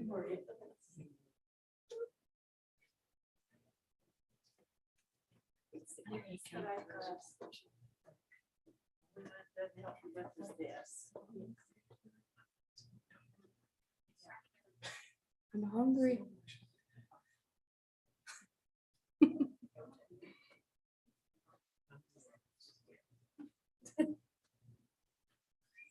Instead, I'm gonna order pizza. Well, there you go. That's just one thing. You wanna order pizza? I'll do it. I'm so hungry.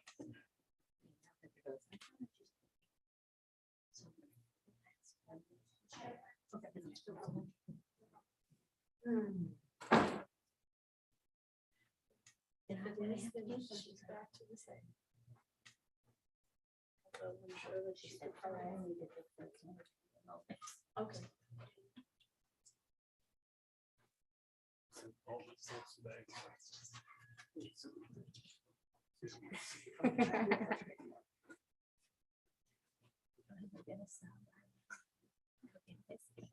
They're gonna be off like 30 minutes.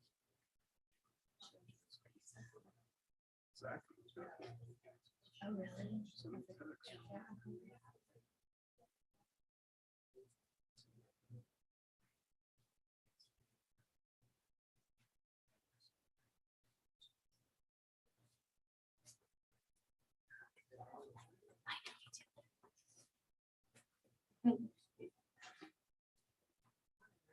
Yes.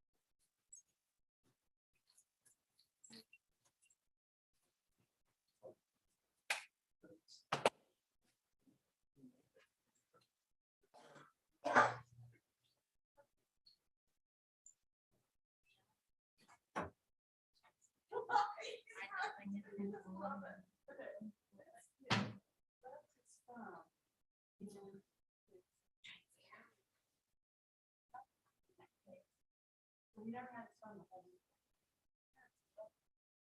So with them.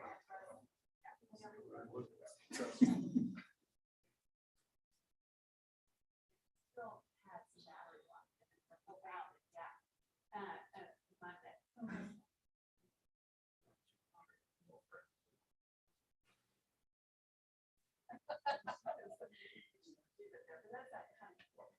Yeah, well,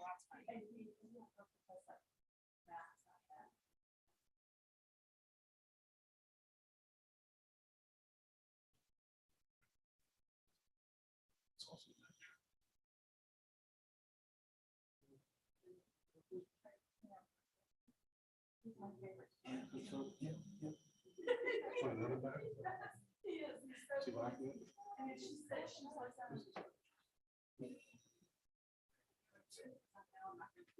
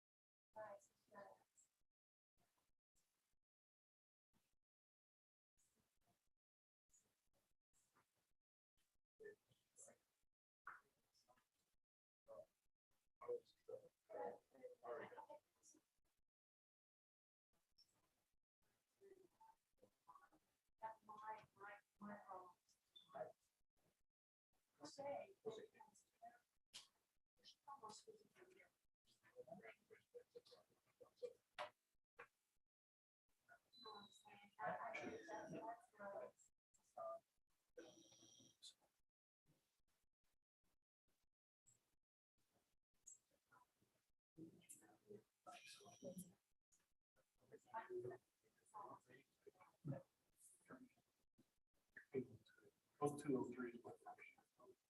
So my senior. Oh, 203 is your senior. Yeah.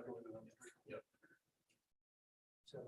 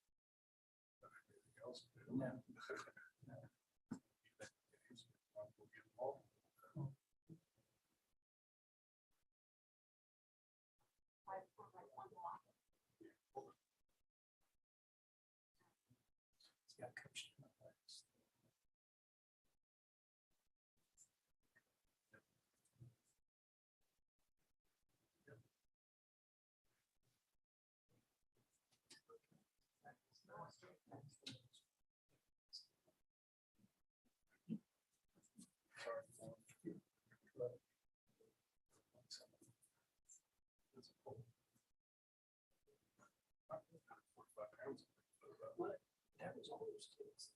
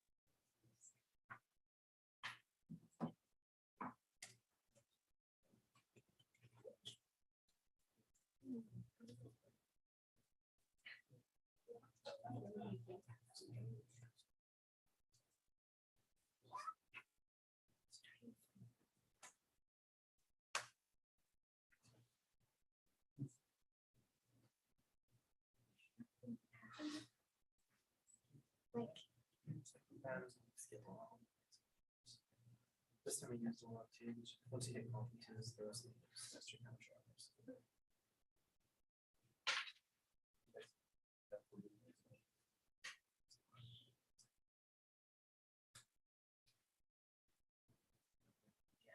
Don't realize we were.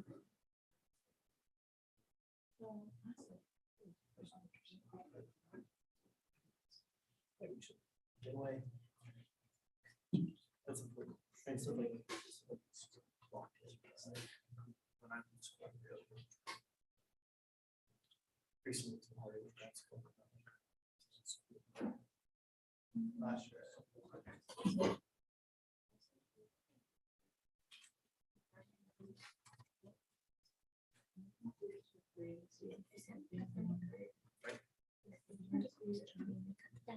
Nobody's like, nobody's coming after you. Like, it's great. For the most part.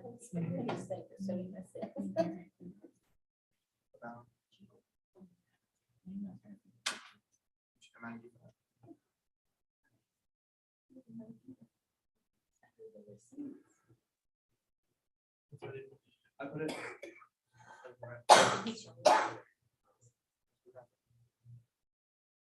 I just go to the screenshot because it timestamps it. So you have a timestamp in which you did sometimes. There have been teachers who change the site.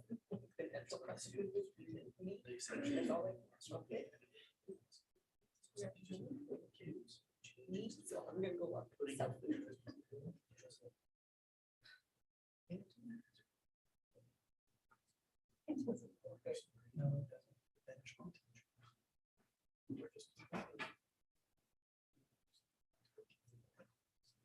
So, my time skipping. If I do it because time sets every addition to that document. So that's what so I just screenshot. Take a snip of that. Search because it's almost all vicious the versus. Okay.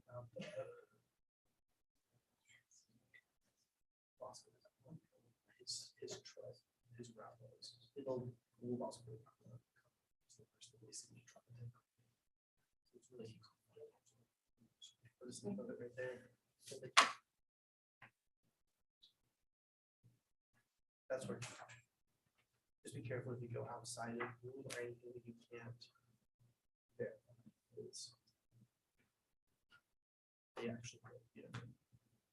Other people want to start testing these using their small.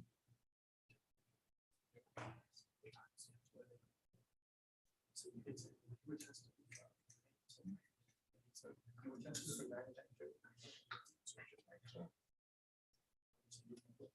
So I'll take a switch of Aristotle with Tysus, look at the name and look at the so no there. This is a big just now process study.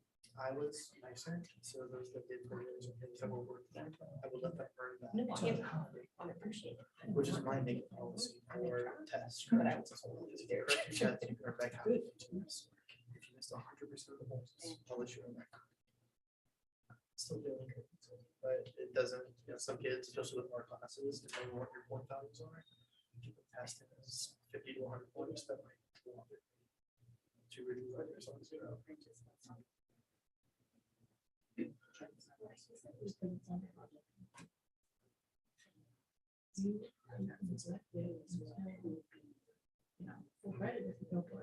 Yeah, that's nice. I do. Except for like. Yeah. My policy is to be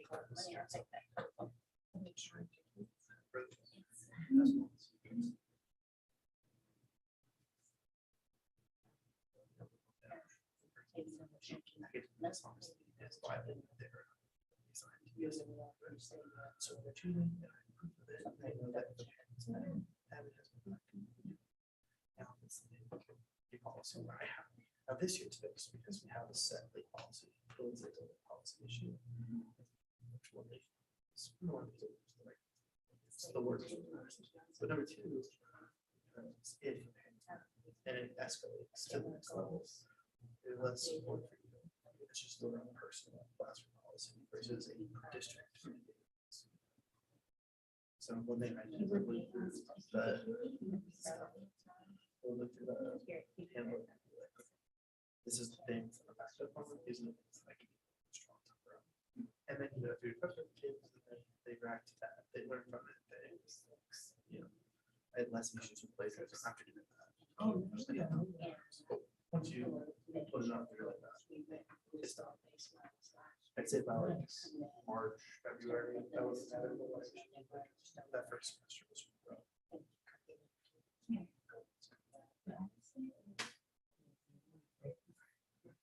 Just brainstorm the thought process of selecting coaching steps. Depends on the, it's probably so it's about feeling over. Where it reads ridiculous. Like it reads like obvious things that make sense. They put words with it. Because it's wrong. Exactly. So I just got great. Or even though they will get to zero, I can't find it. So I don't find it, but it's like really close. And I will- But then at that point, it makes sense. If they're just jumbling things around like word searches. You know what I mean? It's not- So those are the ones. And it always makes you look comments too, honestly. Oh, no, I'm just curious.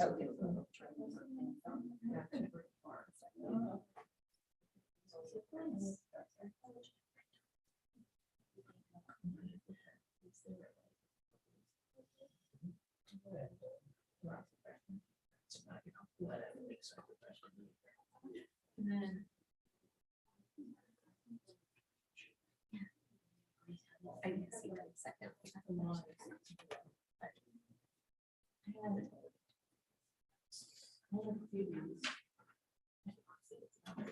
But I should also look at my phone right now.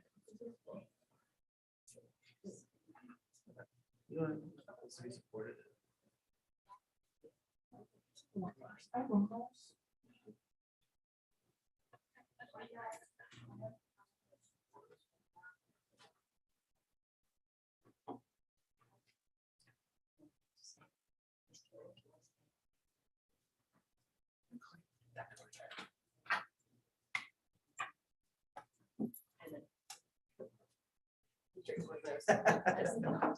They want to get 30 more.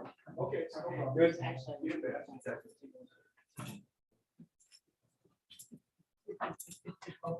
Yeah, everybody. Please keep them. You should all spam, you know, your favorite Star Wars book to Casey Myers. C. Myers. Yeah, I mean, I'm okay with it. Yes, right.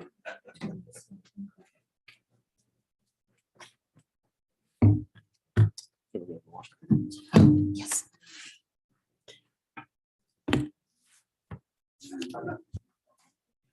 Also say goals. I like to do a little. Did one right out of school. First class to turn 20. You get to see your other. You see them much better. We sure enjoy having her. She loves being. But you also get 5 girls. Yeah. There's something.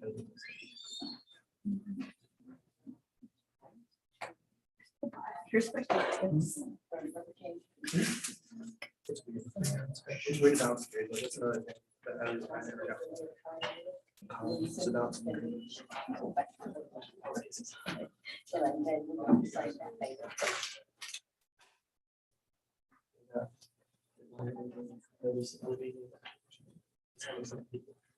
Actually, quick shot. So.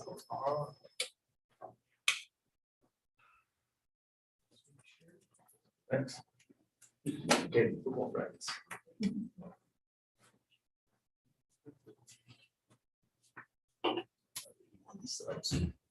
You know, I'll do some writing inside one.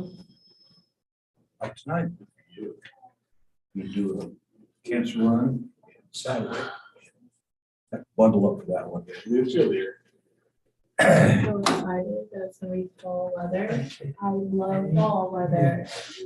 I have so many sweaters that I can like to wear, but it's too warm. I'm excited to wear them. I like the way, I like the warm weather. excited it's staying over there. I just knew though, it's gonna turn like real drastic and it's not gonna have like fall. Yeah, I know, hot and then boom. And I don't like the boom. I know you would. I just said, not so, we're opposites.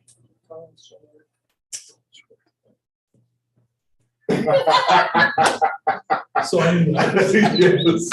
Yes. I was gonna say fast, but hey, you're not slow. I need to talk to you. Jared, you're like my best friend this week. We've talked a lot. Joe, get over it. One time.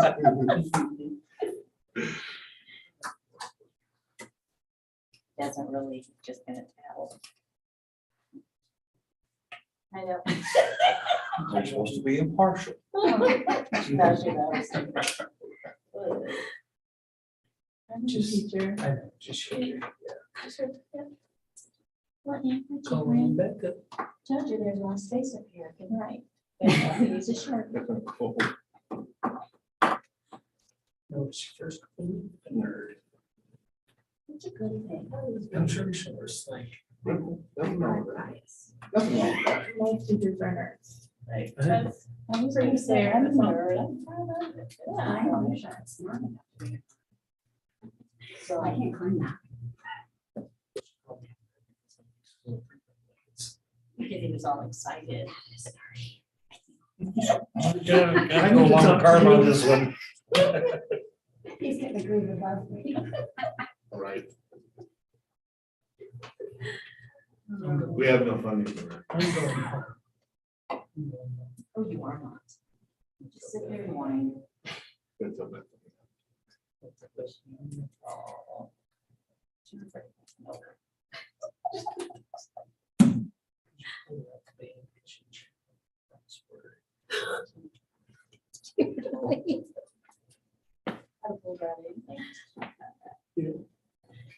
She never did it again.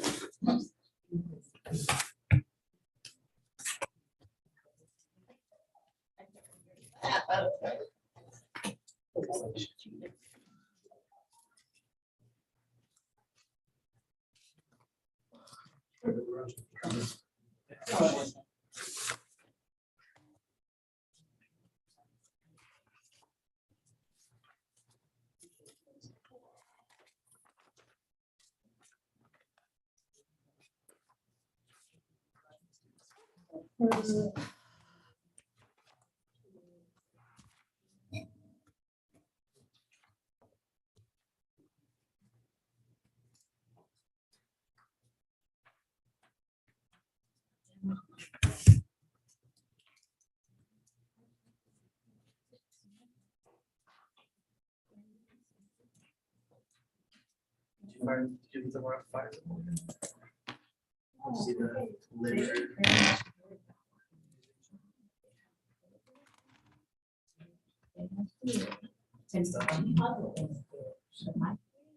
Oh, it's Just one, there's one.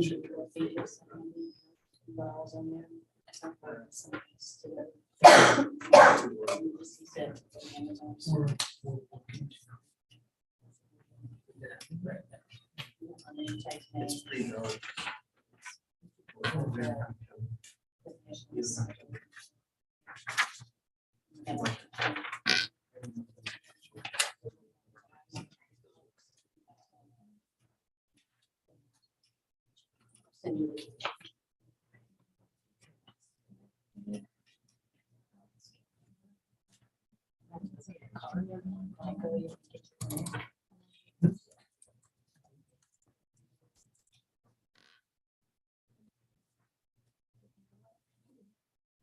Good night.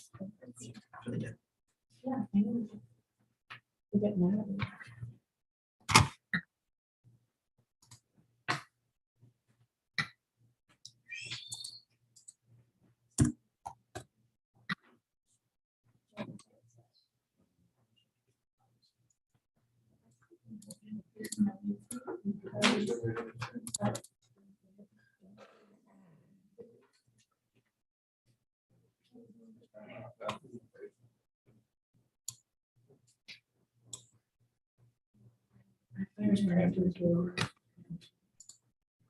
I'm just waiting forever.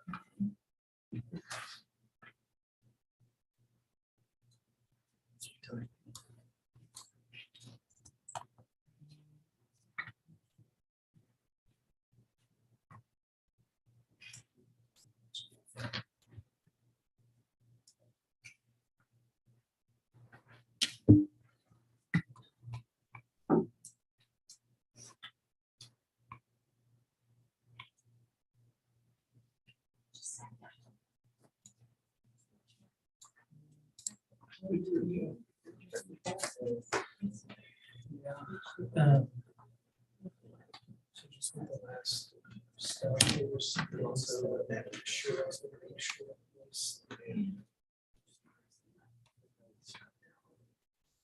As these all positions that.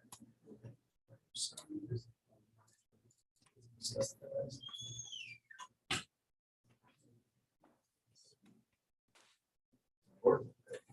Respond to the crisis. Right. Yeah. It can have some calls. One of my work. So it's sort of, and then I guess in the next person, just, where's the- Right. Smart weekend.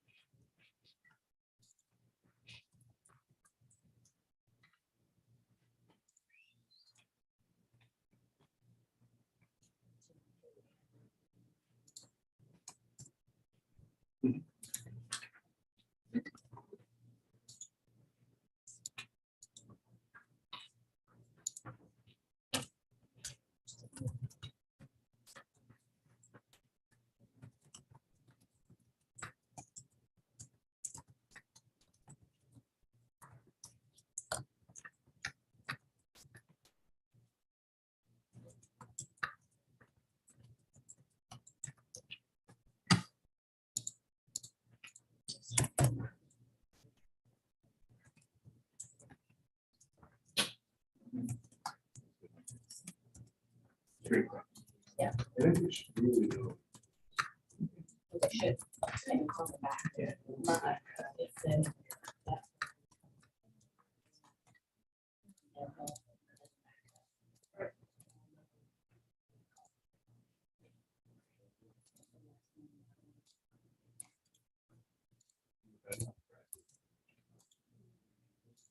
Exactly, yeah. It happens. So on Friday, The whole crisis response.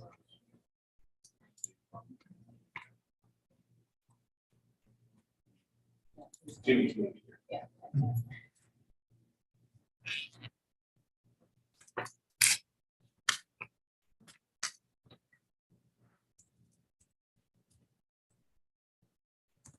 Insurance board meeting today.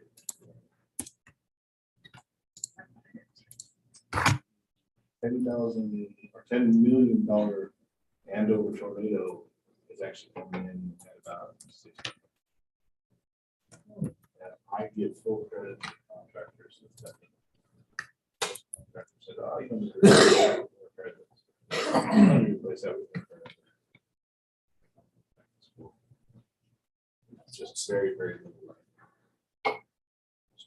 Yeah, and so for us, as an insurance carrier, so it's our claim.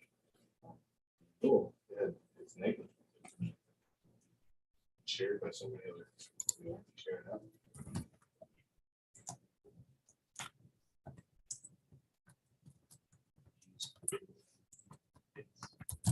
And so we increase your coverage like we did. So it's not just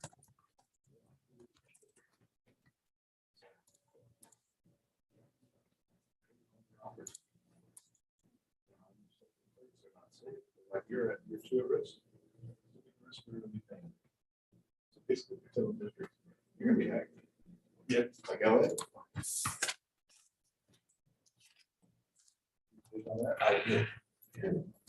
So It's a foreign entity that hacked it.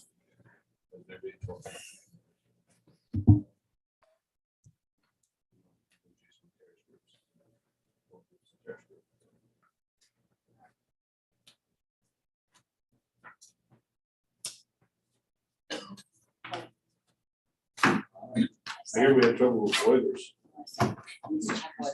I know you don't, district-wide. Well, they kept saying with your boiler, you keep having these boiler switches. I'm like, you know, I boiler, they all said every time. I have one. Right. I know. They came from like these ones. He's 13 hours. Oh, I'm a social studies teacher at campus. Yes, you want to. I'm sure he's not. That's I'm like, that's what I do. It's like, he got in there, opened it up, tried to key, make sure it worked.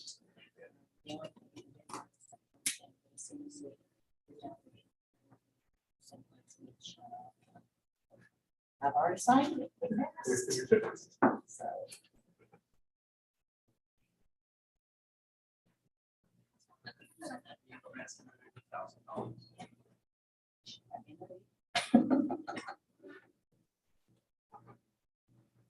That is on one day. No way.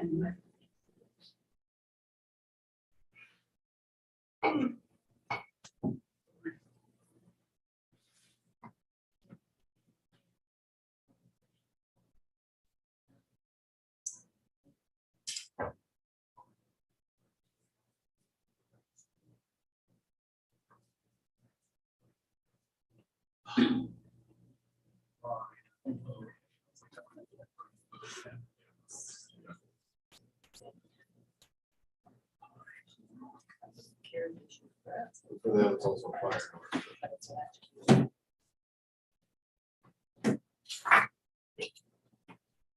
For the work order? Oh, yeah. Before they even. Yeah, I stuff on my home stuff on it. So it jingles. People can tell I'm walking down the hallway.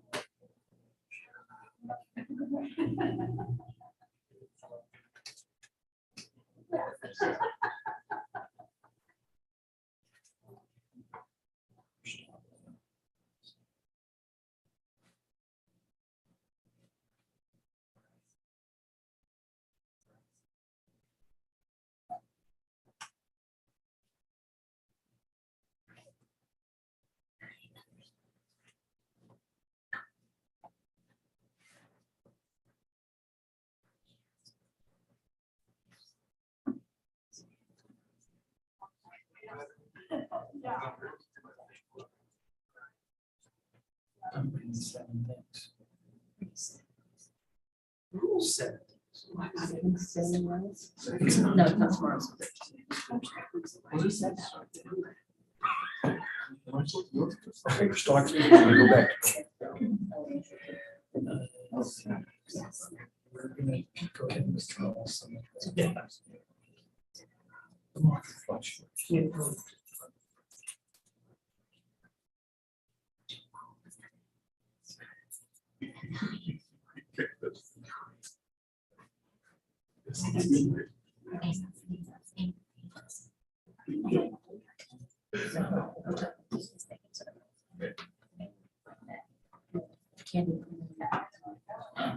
That's great. That mixture tastes like payday. Yes.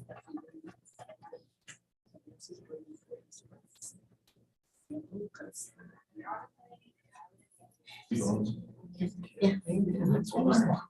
Can we have this over lunch? You're setting the bar high already. So then they're gonna have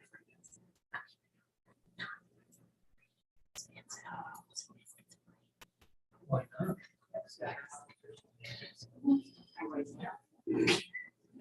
That's what he's saying. But we're gonna have to go get some. Your charcoal. Bring it, buddy. Bring it all. She's not. No, I'm telling him here. He committed. There you go. And he's making more. See, I thought he was gonna buy them.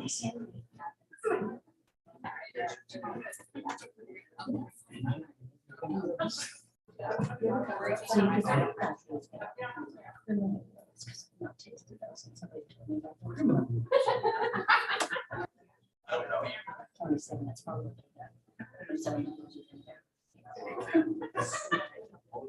So that, oh, sure, it's $5. They don't get to taste them, so I'm not paying for it.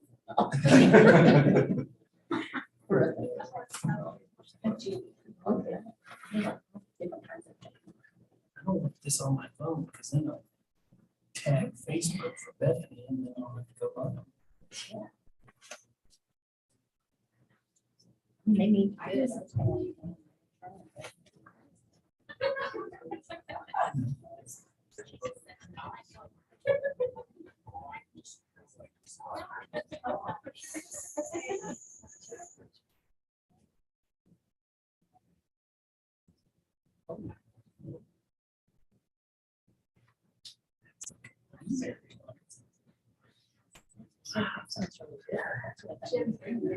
We should make them.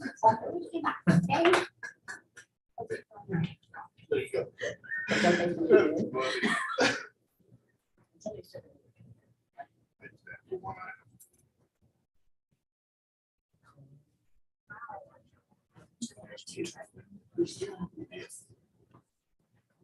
Not up. Yeah, they have all different kinds.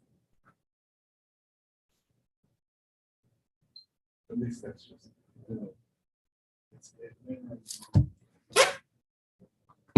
Sure.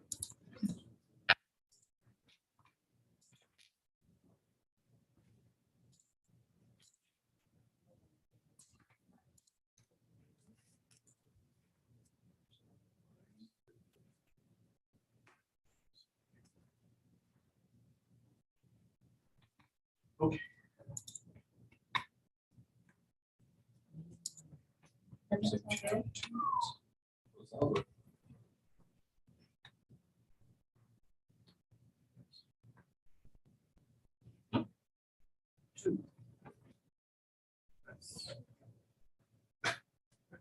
The only thing I know that goes with that. Didn't take a lot.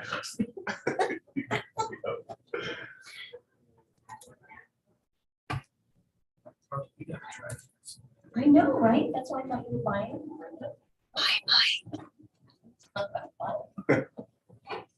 I'll go get them.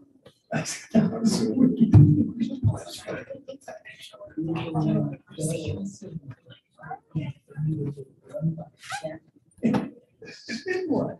I don't know, then you can have, I'll take one of my husband, instead of me. What, okay, You will one? what's the cost ratio? Split it. It's half to half. Exactly.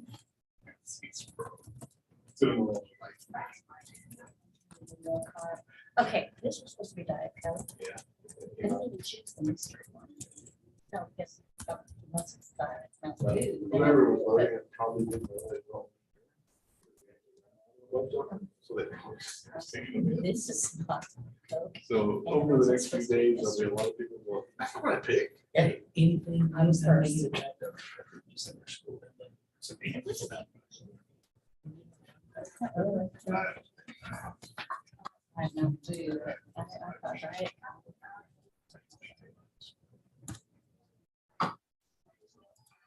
I am.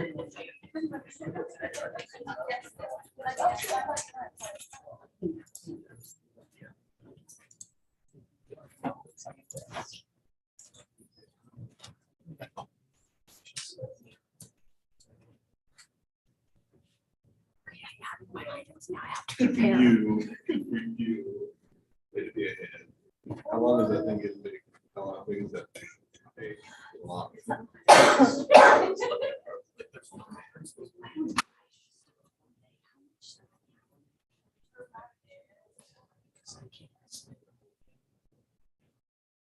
And is this one in person?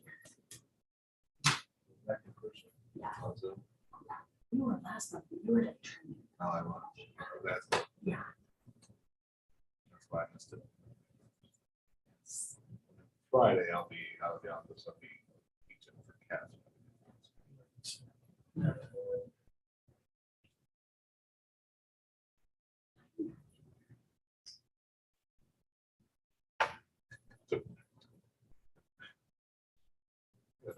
SO66 there.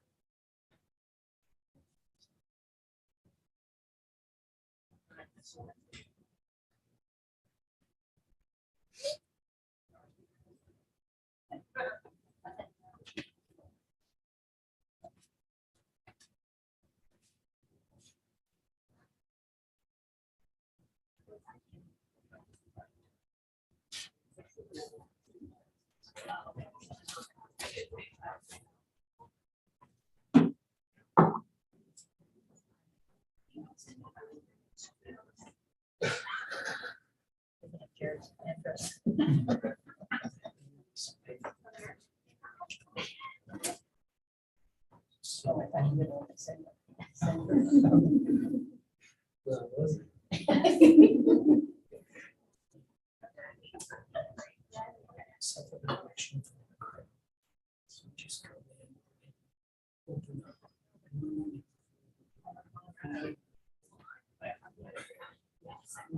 to a folder and send it. So we don't need to print it. Send it.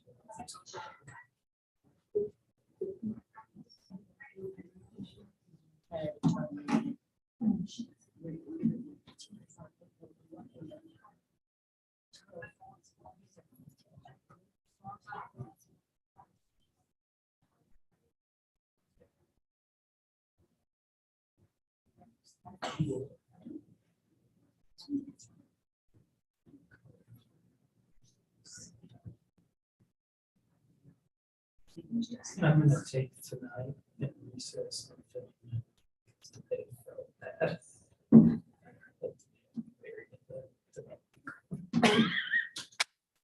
Just highlight it in one fell swoop. Just send it off.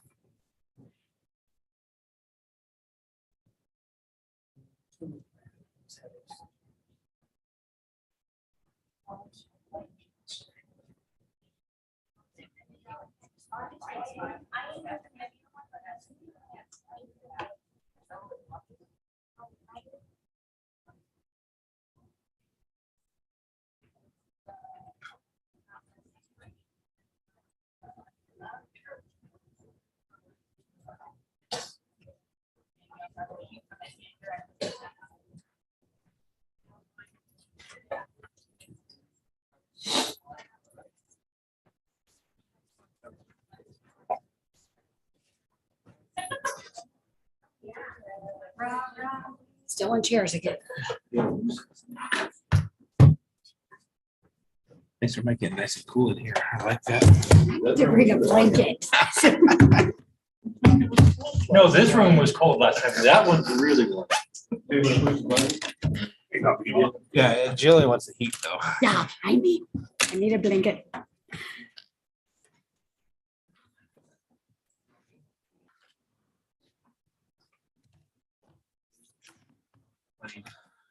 AC is. Yeah, it is. Feels good.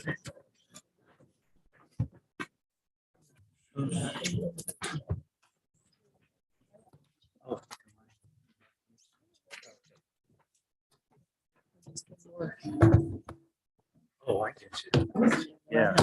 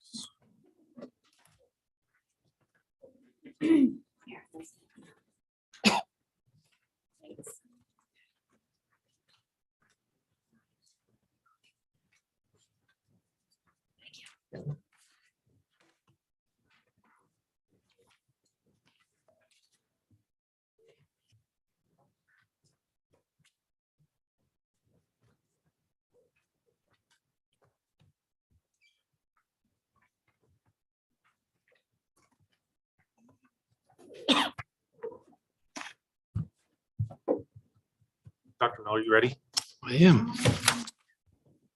Thank you. We are back. We are going to we printed out the Article 5 Edition C.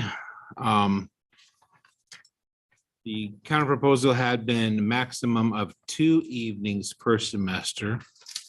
We would like to change that to 5 evenings per school year, not including the annual calendar parent-teacher conference weeks.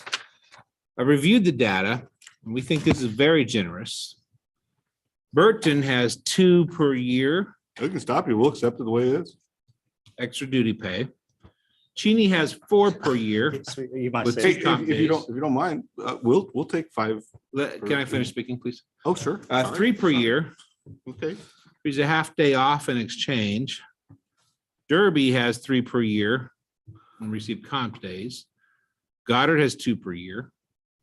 Halsted has 2 per year with 2 comp days. Mays has 3 per year, gets days off. Can I ask before you continue reading off districts, do they have this exact language? Or is it just you picked out of other parts of negotiated agreements talking about evening events? And it may not be exactly the same language we have here in Haysville. I'm not sure any district has the exact same language. Exactly. That's why it's difficult to have a comparison, but we have said in the interest of time, sure, we'll accept the 5. Thank you. I'll continue reading. Okay. Newton has 21 hours per year, which is compensated or traded for time off. Renwick has 3 per year, which they receive comp days for. Sedgwick has 5 per year in the high school and 5 per year in the elementary and receive compensation. Valley Center has 2 per year, which they receive comp days. Wichita has 4 to 7 per year, but that includes conferences and comp days. Mulvane has 4 per year, which also includes comp days. So in the spirit of mutual agreement, we are agreeing to be innovative, allow up to 5 evenings per school year. However, as we continue to look at this, we may revisit this in the future. And that is true with every part of the negotiation agreement. Thank you. Absolutely. So we will, you like to tentatively agree that? He's signing it over here.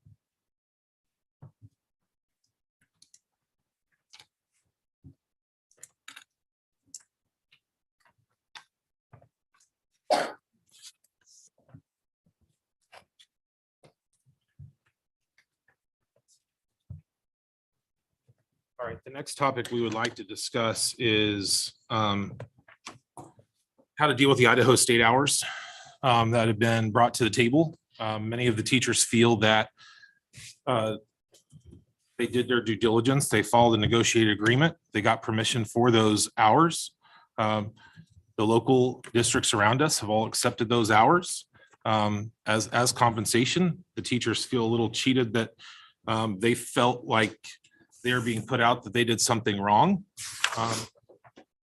And so we're asking that those hours get recognized as far as column movement.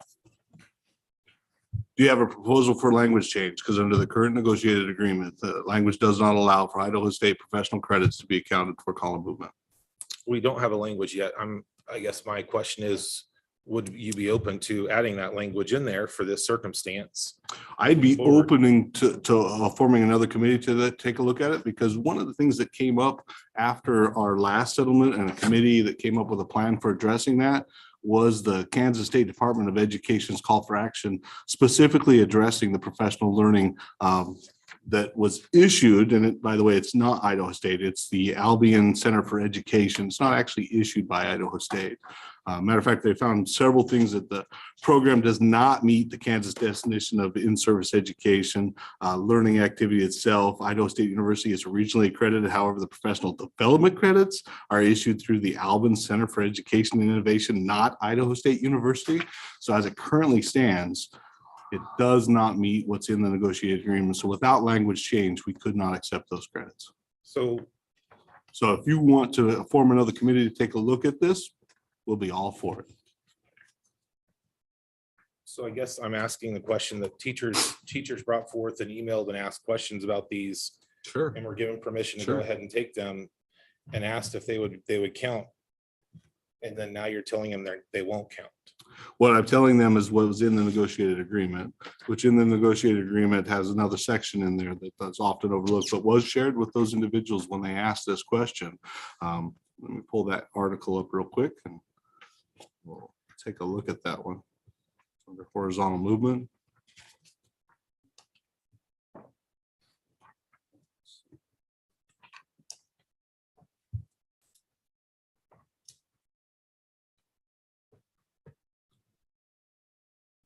It's section D verification that says an official transcript confirming credit hours must be filled in the superintendent's office on or before September 15th in order to qualify for higher salary classification to be paid during the current school year. So that told them that from what's in the negotiated agreement, this is what we understand, but that verification has to take place. And during the verification process, we learned that those are not graduate credit hours. Those are professional development points. And that's what caused the problem. And that part of the negotiated agreement was shared with those teachers. So as it currently stands, without the language change in the negotiated agreement, we cannot acknowledge those. Now, you did brought up many districts around us have settled. And I can tell you through my conversations with many of them, that topic is coming right back up this year. Sure. Exactly. I think many of them also settled Prior to this before call for action call for being action sent out. came out. And if anybody would like a copy of this, I'll be glad to share it with you. That's the one where they're stopping May 31st, right? Yes, So it was up till May 31st. according for them, but that Right. was for them. Because the, And again, we District as a district put a notice out to all staff members as of November 17th that it was in question at that time, if you remember correctly. And we do have those emails that were sent out to all staff warning of those. I believe So- Cleaver has some questions. Is he on your negotiations team? he is right He now. is right now. He is right now. Okay. So I have permission from the previous head of HR that says, and I have verbal confirmation afterwards from him, that said that they would be grandfathered in and that he approved Idaho State beforehand by sending it to his secretary as well. Email confirmation and verbal confirmation. Which is not here to say, but He's not. Absolutely. He is not part of our negotiation team. He's not an employee by the district. I can tell you what's in the current contract and I can tell you what has to be enforced at this point in time. I will also tell you that as we move forward and have a committee to take a look at this, there are many ways to settle this and many districts have come up with other alternatives other than settling this as well. But I will tell you moving forward, we cannot, under the current language within the contract that we've negotiated with you in good faith, allow those credits for horizontal movement. Can I ask a question? You can ask any question you like. Okay. So Dr. Clegg has not only admitted he made a mistake with this in the meeting online, but also to many teachers, and it's been called a mistake. But in our negotiated agreement, it says that you must get a superintendent's permission, approval to take this. Did you have the superintendent's approval? It is the head of HR. He, yes. he is not superintendent. In the past, though, has that not been, and is he not the one? Whenever I wrote him and I said, who handles this? He said, me, and he actually sent it to his secretary to review it. And again, I can only tell you what was shared, which was the content of the negotiated agreement that did include section D verification. Okay, then next question. I Sure. sent Jillian, Ms. Macis, right? I sent you a message about. CS. Okay, CS. Sent you a message about future graduate credit, which you then responded to me, but did not say I needed the superintendent's approval. Did you not include the language from the Every negotiated agreement? response that I sent to every single staff member, I copied and pasted language from the contract. So I said it, as long as it meets these guidelines, we would accept the credits. Which is the language within the negotiated agreement. Sure. And I've saved every email, so I could go back and pull that up if we need to verify. So my question to that though is, what am I supposed to do? So I want to take some graduate credits, right? I want to do some professional development courses that I can pay money and get graduate credits. Okay, so I send you and I ask them, and the response is, I'm just going to get a copy of the negotiated agreement.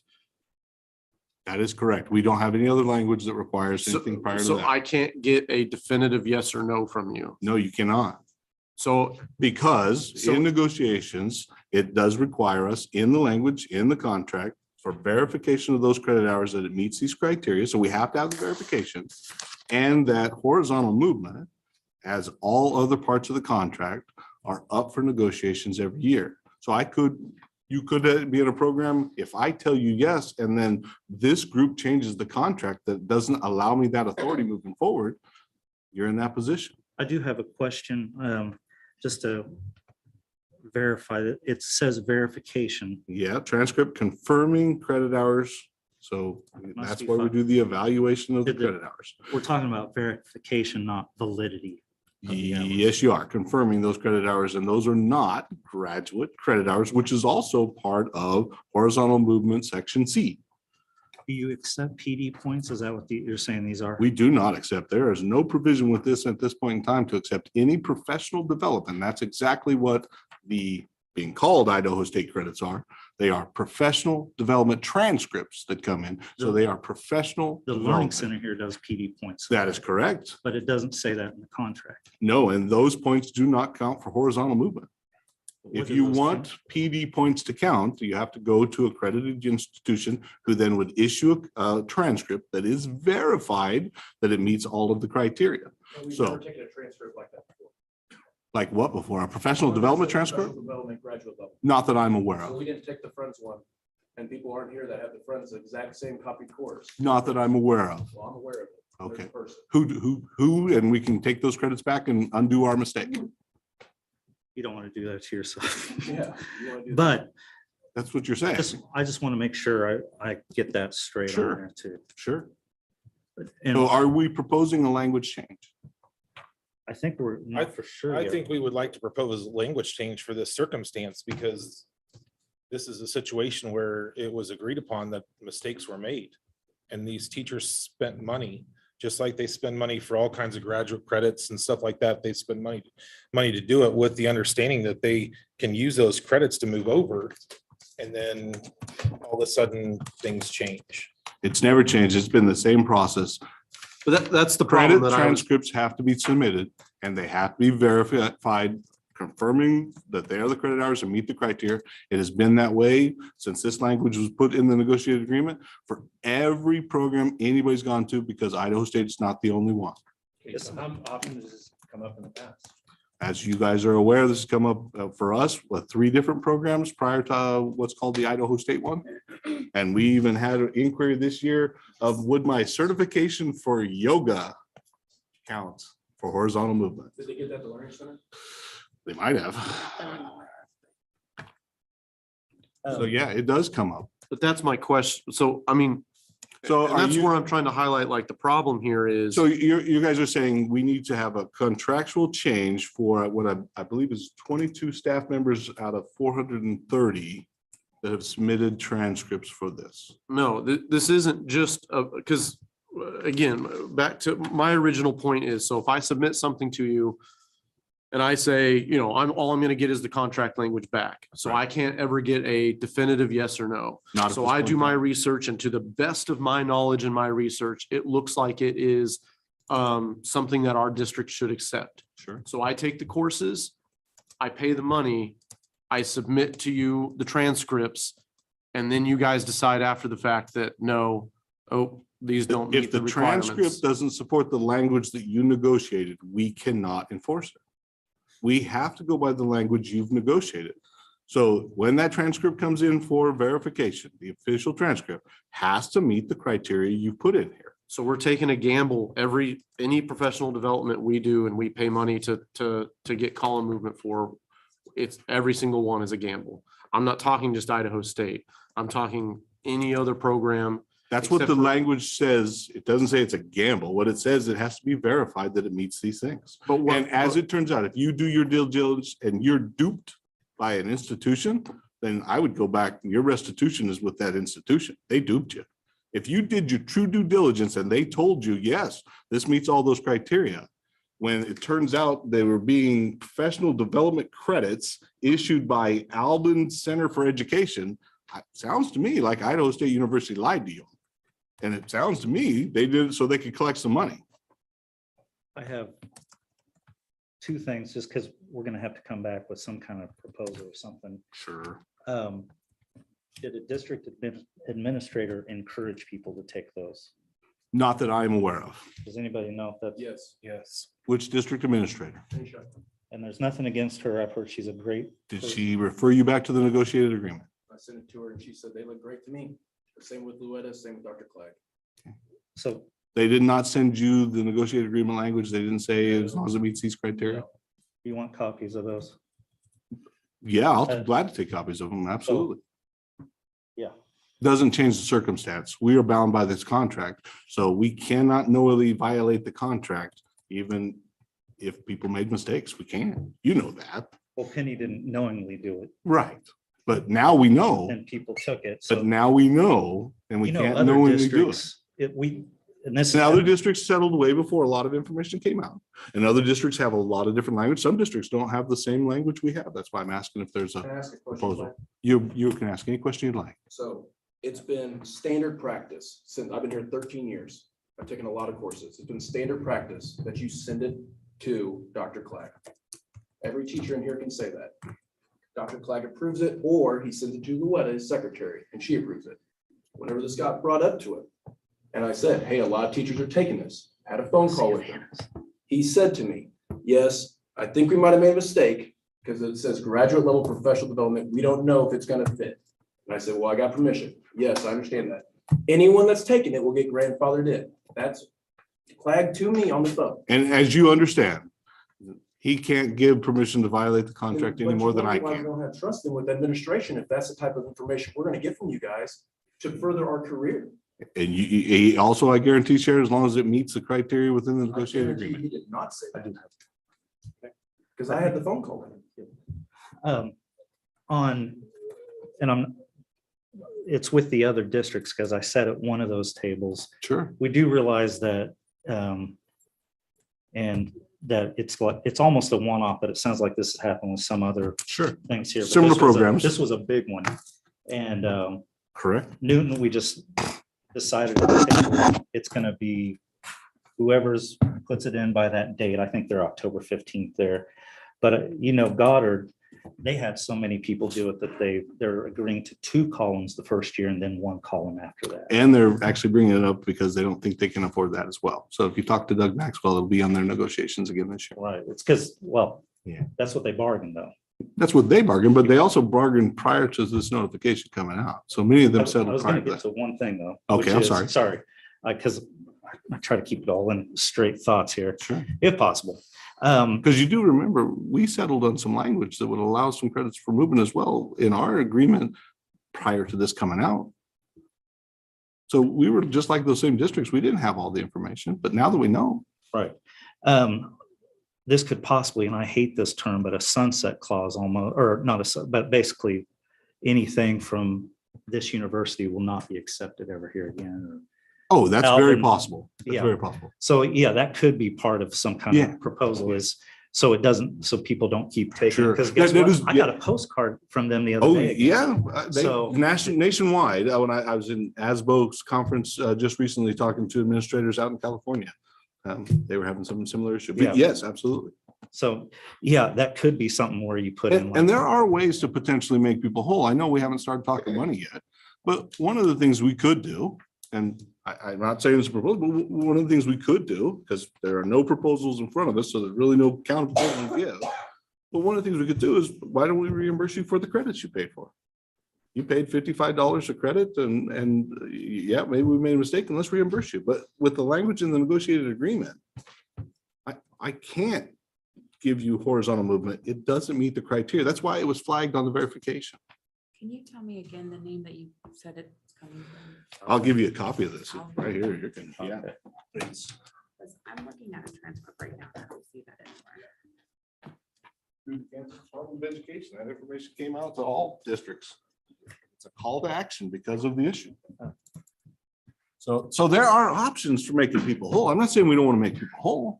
What I'm saying is I can't, with this language, allow those for horizontal movement because I'm bound to follow the same contract you guys have agreed to. But do you admit that Dr. Clark messed up in this procedure? I won't admit with Dr. Clegg. I wasn't there. I wasn't involved in any of that. So I can't admit for Dr. Clegg. anything. You know, Dr. Clegg admitted it. I mean, he Right. admitted it in the negotiations meeting in the spring. Sure. Clint, I have a question. If we Sure. propose some language that addresses this one-off situation, would that be amenable once you have a chance to look at that? Are you looking for us to propose some language? Because we can develop that. What I'm looking for is if you have additional proposals, let's move forward. If this is simply dealing with horizontal movement, then we really need to talk about the overall package. What are you asking for? We need to deal with it in that realm. Well, It's hard to take a look at any language that would address horizontal movement, which is salary compensation, without looking at the overall package of salary But compensation. we do want to make sure that people who have worked, whether it's through K-State, KU, whatever, would be included in whatever horizontal movement we choose or choose not to do. for We work. So agree. I do think, I know when we looked at, We received lots of transcripts, as you guys can Right. imagine, every year. And I'm 100% agreement that I would love to have horizontal movement for everybody that is eligible, that meets the criteria within the negotiated agreement. I'm in the same boat. But you do understand, when we settled last time, we looked at options. And that option that was proposed by HEA, and it didn't include horizontal movement. We weren't against it. It was just the option that was proposed by that group. So are we ready to talk about compensation salary? Or do you have other language proposals that you want us to talk about? I mean, this is how we started this process. Asked how you wanted us to do it. You started with your proposals. We worked counter proposals on a lot of things that I know we still haven't settled. But if you have others, we'll entertain those. I do have one other question. So because this is going to be an issue with there's a lot of teachers around the area that went through this program. So when we have teachers come into this district, so let's say you have a teacher from another district who accepted those hours for column movement. They tried to come into this district.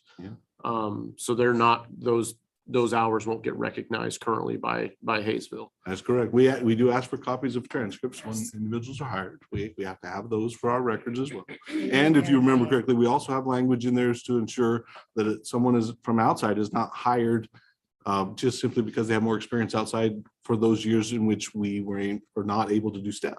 So we do a comparison of somebody from outside with 7 years experience and a master's. We make sure we look at their transcripts. Do they actually have a master's? Is it all verified? And if 7 years, we look at where are our certified staff in similar situation, and that's where they're placed. And we do not look at if they came from another district, what that district did or didn't do, we compare their official transcripts to our negotiated agreement. Correct. Yeah, well, I think more where I was going with that is just, I'm just looking at, not only is this goes along teacher retention issue, but also attracting teachers to the district. Sure. I mean, if a teacher comes in and they're getting two columns over in their previous district and they try to apply here and they're a great candidate that we'd love to have here, and then we lose them because they're not getting, that's the issue that But that's also I'm presuming addressing. the salary schedules are completely similar, and they're not. We have a compacted salary schedule. We have one of the highest average salaries in our area. So there are a multitude of reasons that people come and go. But we are bound by the language that's negotiated here. We have to follow that. You would not like, you have a grievance option if we don't follow the language. That's kind of why we're here discussing. So there are options if we're willing, if we want to talk money or Can I just get one more clarification before we move on? Because so in one section of the contract, it says you have to get permission in order to do this, but then in another piece, you're saying it has to meet the requirements. So that means the superintendent needs to be aware of those requirements. Am I correct? yes, and that's why our communication has been very streamlined to ensure we are sharing the exact language from the negotiated agreement, and we are not coming out and telling anybody that is approved, because So does that mean before approval is given, the superintendent is doing that research and checking into these programs to see that they meet the requirements? what they're giving is the criteria in which the transcript will be evaluated. Right. It's so the individual's responsibility to do the due diligence and say, does this meet that criteria? And I'll be directly honest with you as well. You go to a place that says, hey, fill out a log and turn it in, and I'll give you credits, is not the same as any traditional learning we've ever done for graduate level. It is an anomaly. That's a new situation. And so those individuals that did partake in this saw that as an opportunity to say, hey, and especially at $55, I believe a credit hour is what it was, a credit. So professional development credit. I just wanted clarification. I feel like So- it's a contradiction. So I can't I feel speak like for that what was contract shared with is a them. Contradiction of itself, and so I just need to know, can we This, rely on a superintendent doing that? To evaluate every before it's program? approved, or Probably do not. we- um, forgot what I was gonna say. Well, while you gather your thoughts, Yeah. the issue is though, you bring that up, it was more than just filling out a log. I don't want to get into the But it was- semantics. I will go but you back to did. this right here. But you did get into the semantics. I will And, go and right back to this. it was condescending of the work that was done. So I feel like I have a right to address that. 'cause Again, you brought it up. it is the interpretation and the findings of the Kansas Department of Education. Oh. That's what we were basing on, which is the new information that has come out since then. So that is the And that's- reason behind it. And that's fine, but I also would And say. it does say very clearly, since the transcript is not issued through the registrar's office, the transcript key does not refer back to the university standard conversion of credits to semester credit hours. Based on the transcript key, one professional development credit, and it goes on and describes all that. That is the findings on that program. Was the COVID year and the work that teachers did, The work was that that, teachers did was in that a COVID, normal in circumstance? professional education across the board, COVID was harder on anybody that was doing it. In every aspect that we worked on, it's made this profession one of the most difficult we've ever had. I 100% agree with that. And it is one of the reasons why the board took the stance that we want to make sure we try to compensate people. And the board had agreed to give all estimated new money to certified staff. They were willing to make budget adjustments to then compensate classified staff moving forward.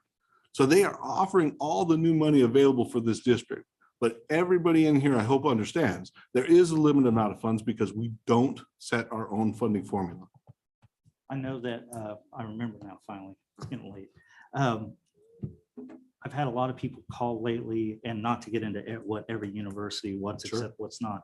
Sure. But I've had probably 140 people take advantage. You probably heard of it, the Baker University Vesey thing through Yeah. KNEA. Yeah. And it's accepted by KSDE. They're good with it because it's through Baker. I want to make sure, Sure. because one thing in Goddard that they gave me a call on is, should we start looking at the cost when not that you missed, for like $55, it made me think, because it's $200 for 9 credit hours if you're a member. So a lot of people are taking advantage of that. Sure.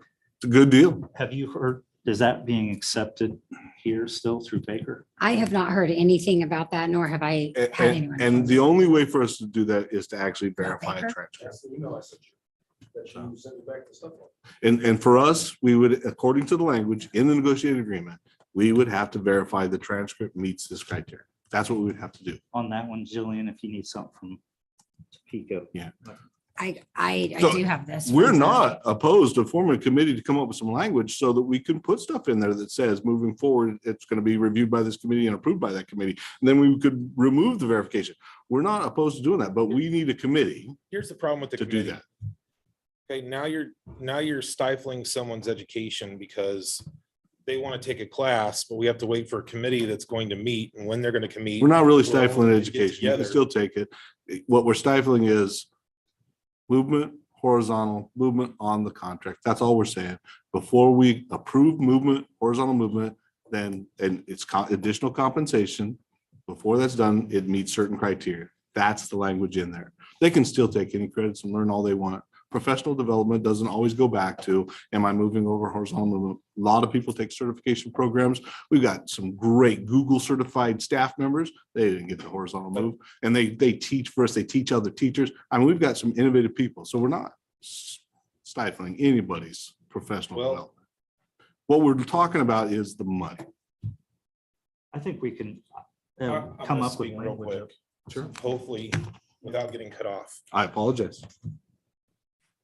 There are a lot of teachers in this district that are struggling. And they're taking classes because that's what they're told that they need to do to move over for their career to make more money.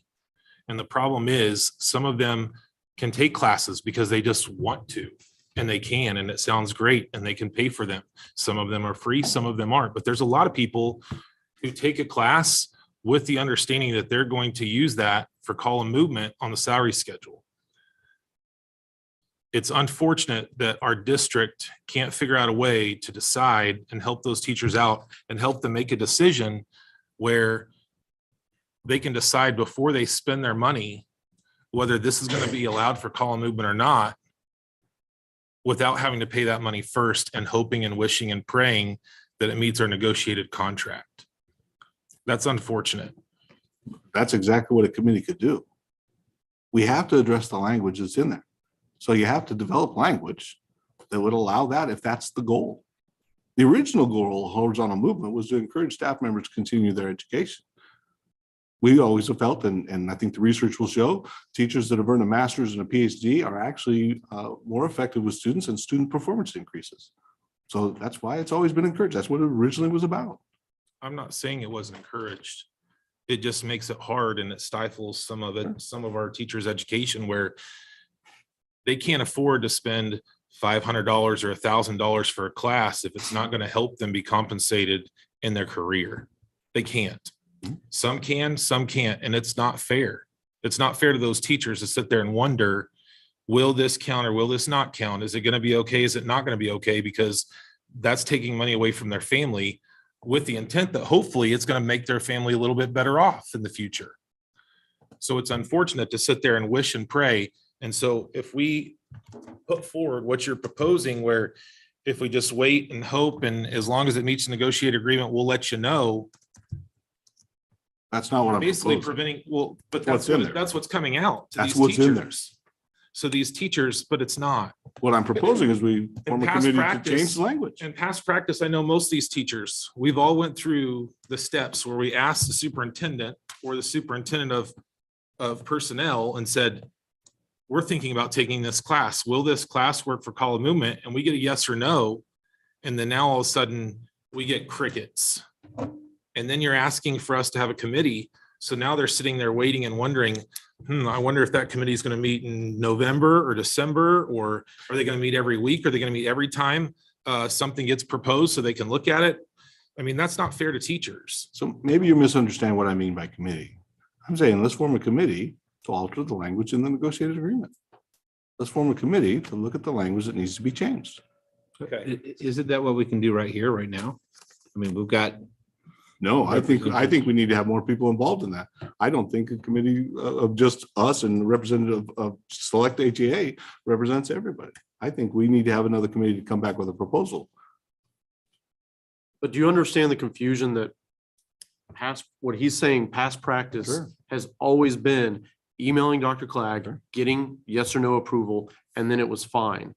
And suddenly this. And We're not here's the not mistake getting- in your understanding. That past practice is exactly what happened here. But when the verification point got here, that transcript didn't meet the criteria. That's the problem. So we still followed the same process we followed every year. It is verified before it is assigned for horizontal movement. And horizontal movement was held up based on the proposal from the last group. They didn't include horizontal movement in the compensation. Who verifies it? Personnel office. So So- Dr. Clegg. So personnel office will review those So transcripts. when Jeff Michael handed Dr. Clegg his Idaho State transcript and Dr. Clegg looked at it and didn't say anything to him and took it, Mhm. would you say that's verification? No, And said, okay, thank you. no. That's, he has to go back and verify. And that's what he did. So. And the transcript said, I agree. professional Hey, I agree. development. I think he messed up. I think everyone knows he does. I think you guys know he messed up. That's why we're getting these emails. But here's the thing. It's not my fault that he told me that I could take it.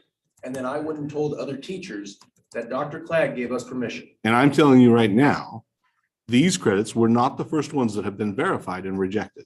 There are other programs that have been verified and rejected. I know. I've had it happen with Dr. Clegg before, and Dr. Burke had to step in and say, you're gonna give him the credits because you said it's okay.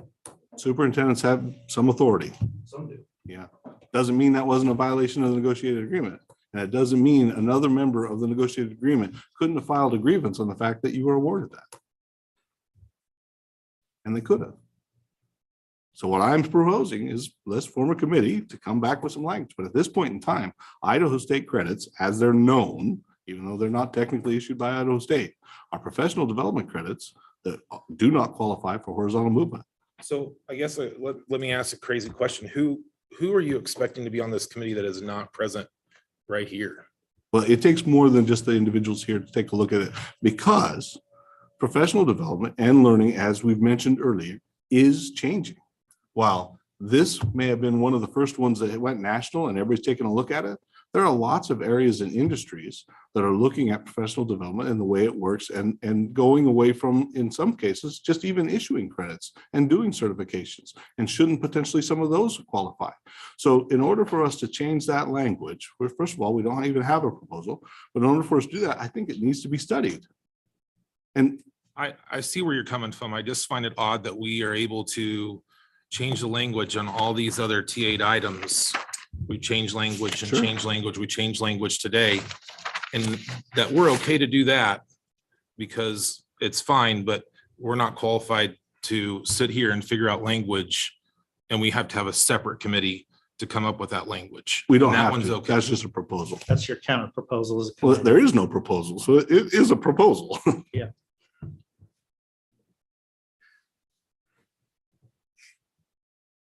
If you don't want to do that, that's fine as well. Are there other items? Is there additional compensation?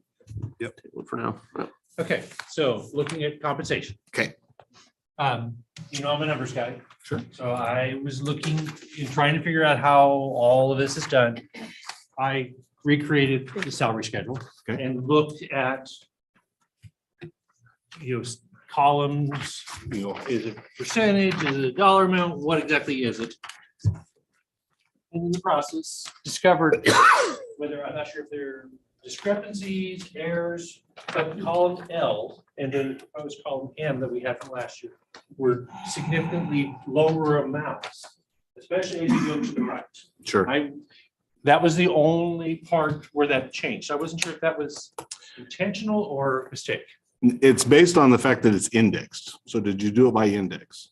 Because when we compacted the salary schedule, we built it off an index. Okay. And an index basically takes each cell on the salary schedule and multiplies it by that index factor. So for example, for bachelor on step A would be an index of 1.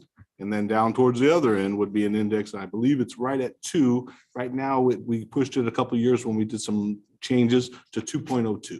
That's the index. Look at the yellow lines. Sure. Those are the dollar amounts as you go down each row. Okay. They're pretty consistent when you get to the bottom. Yeah. And I guess that's what I just don't understand. So Why is the index so much lower down there. You're right. Walter, all I can know is tell you is what we put in there as far as an index. The dollar amounts do vary, as you can see on those steps. And so if you do steps versus column movement, they vary based on what they were based on the index. That's how the salary schedule was built. Clint, I do have the index in front of me. I have indexed it. Okay. And so the index does remain consistent to some point, but then around where you talk about, there is a little bit of a potential gap or jump. Sure. And maybe I'm going to guess that a number got inverted accidentally in the index in the calculation, perhaps. Which column and which? Well, step? this is why row L, that's why he's Okay. looking at the L corrected, because there is a consistent pattern on the previous year. You can see that index is very clear. And then when you come to this, there does appear to be a little bit of. Okay, row L, which column was the index transcribed, as you said? Yeah, I'm guessing that perhaps there was an index that got transcribed or something got keyed in backwards. I'm not exactly sure because I can't go very back. possible. So I think we're just looking at this and saying, hey, we noticed some anomaly. We want to make sure that gets corrected. Oh, absolutely. And just so you know, most people, when they do a compacted salary schedule, and we did this a long time ago, most people start in the middle, and the index in the middle is a 1.0, and then it goes down, so less than a 1, and then up on the other way. Right. We chose at the very beginning to start 1.0 at the top. Right. So that was one thing that we wanted to talk about. Okay. But then we also have a proposal.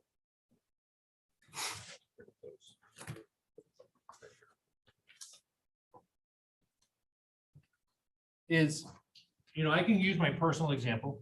Sure. In the last 4 years, if you take out the premium pay for COVID, my salary's changed $336 in 4 years. Much lower than inflation. But you're not also included the one-time payments or those kinds of No, things? I'm not including any of those because those are. Sure. But you're not including any of those. So Sure. without premium pay for this year, my salary actually went backwards again, which is third time. So what we're proposing, and this is a starting point, is a 3% on each cell and step and column movement. So what is your total cost on that? Well.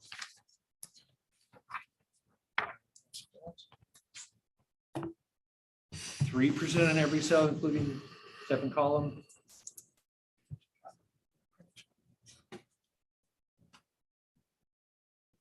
And do you understand that explodes the index, right? It's as if we are just basing it off everybody's direct pay, right? Well, if I looked at last year's, Mhm. how the salary scale changed, Mhm. pretty much every cell went up 2.2%. Mhm. So I'm not an accountant. I don't do indexing. Okay. So that change, 3% was over last year's salary schedule. 1.8 million. Okay. My calculations.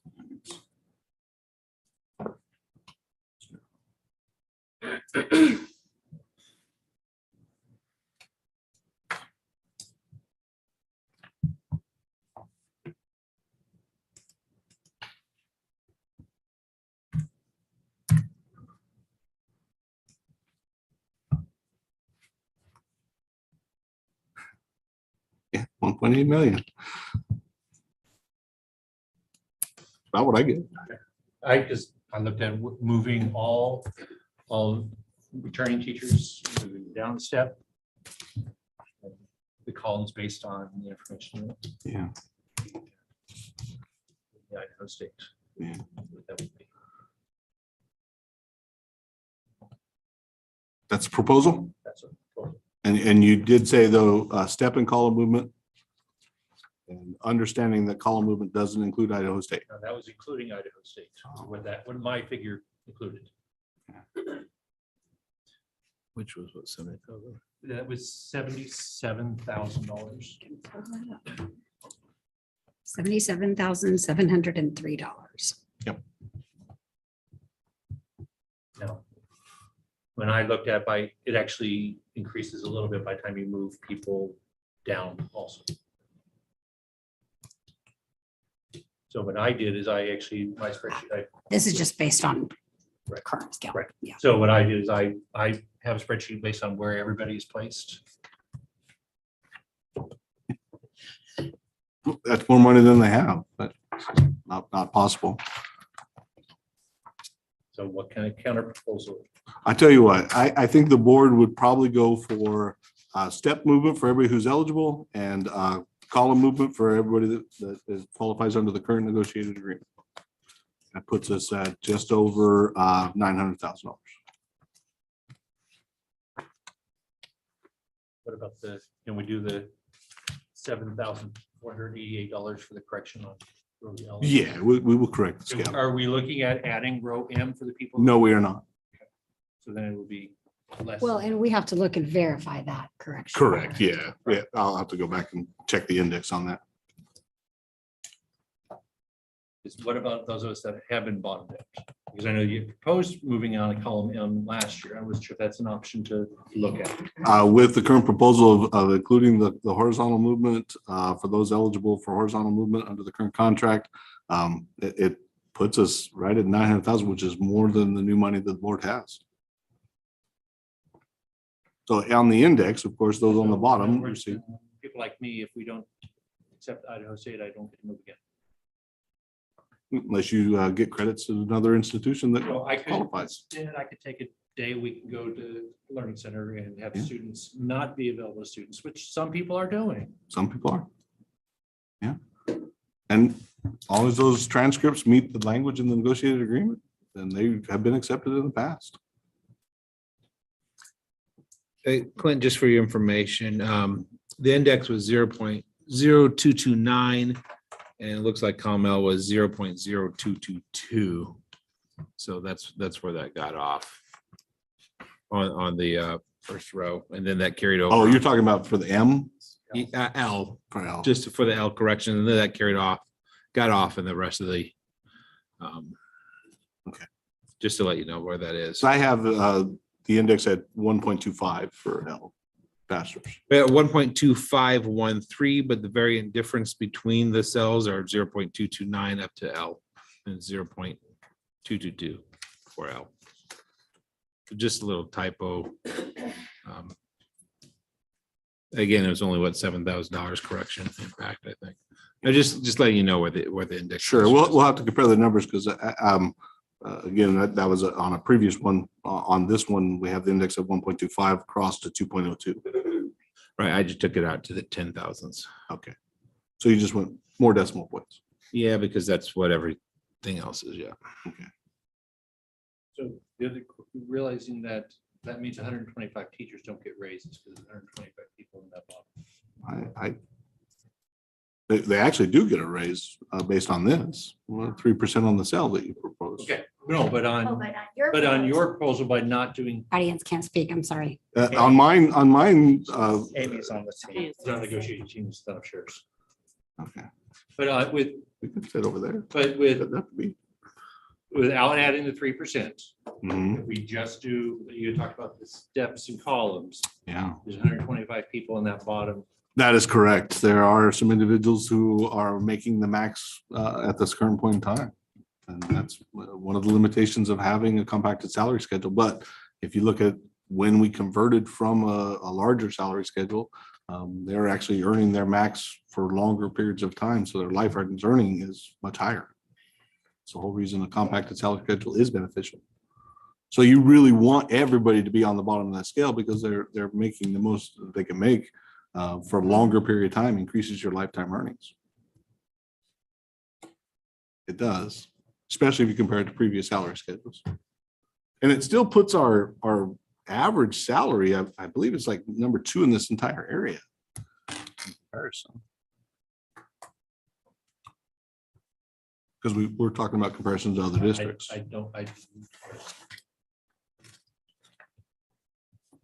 Just a quick question. I'm just curious because people have asked, how do people get placed on the salary schedule at the level? At their level, it's based on individuals within the district that are similarly positioned. That's what the language requires in the negotiated agreement. So when a teacher leaves the district for a year and comes back, even though the rest of us haven't moved, they still get to move them. Not if it's, remember, because when you compacted the salary schedule, years of experience didn't equate to step. So you could have multiple years of experience on that same step, and we do have When that. we have a teacher who left our district at the end of 2021, returned for this year, and did a step. It is very possible, yeah. They only have 1 year experience, and our teachers, none of our Well, teachers have moved steps. No, yeah, nobody moved this year. Right. But we will once we settle. So our teachers will get whatever pay raise retro once we settle. So is that for new teachers, or does every teacher move a step? Only the teachers that were here last year is what we've always done. New teachers are placed at That's their why level. I'm asking for clarification. I don't know that. Yeah, because then they would be similarly situated teachers at that point in time. Because our teachers would have had 1 more year experience as well. It's just our teachers didn't move this year. Not yet. Mr. Zmanek, would you discuss some of the other discrepancies in compensation? There's also a supplemental salaries schedule that says for lunch supervisors, set dollar amount. But between 2 middle schools and the high school, there are 3 different dollar amounts. They're varying by $800 and $1,000 between Haysville West, HMS, and campus. I'm aware of just middle school lunch supervisor on level. What level is that? Is it That- 5 or That's 6? just pointing out an error. Middle What's school being- lunchroom supervisors, level 6. Level 6. I'm looking for the others.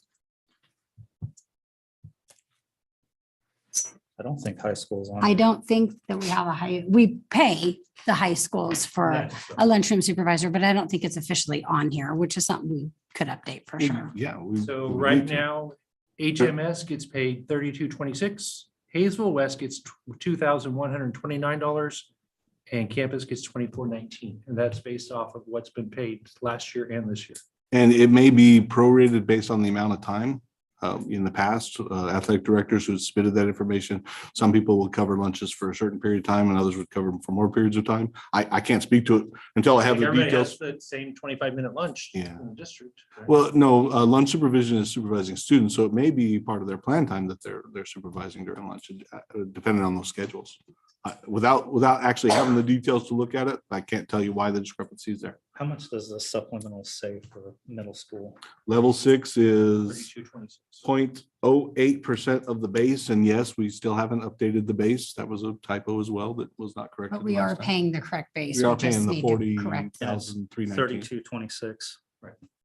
And so if Haysville West is getting less, the supplemental schedule, if we're following the contract, they should be getting paid that. They absolutely should.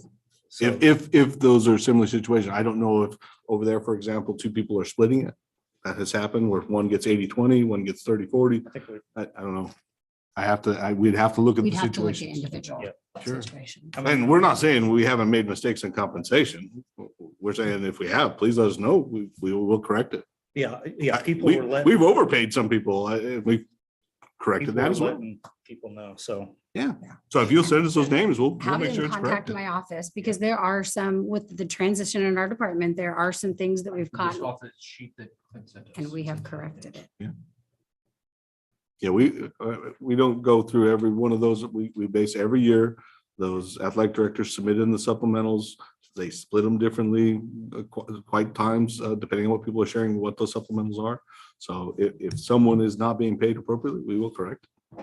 Like I said, I've just spent lots of time just looking at Sure. numbers and data and looking at patterns. Yeah. So it's some inconsistency. All right.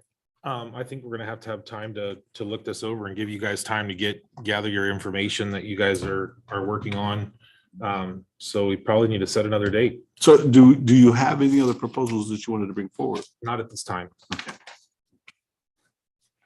And so you guys are ready to be finished for tonight? You have other proposals for us? We do, if you're All open right. for some. Sure. Okay. So one of the things that in the back, one of the things that obviously we want to make sure that we're providing for our students. I mean, everybody here has mentioned that, and I don't doubt that that is where everybody has been interested in making sure students are successful, providing for students. COVID has caused tremendous disruption to education all the way around, even especially to students, and being competitive to other districts. I mean, you guys mentioned it multiple times. And so one of those is a real simple proposal in the number of contract days. So to put us more in a competitive line with the districts around us. And to be able to provide for our students. So what we provided for you here are informations on contract days to the districts that surround us, the average salary. So that also does play out to the average daily salary.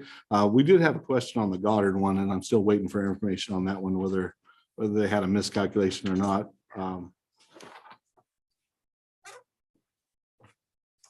But we are proposing to change the contract days from 178 to 185.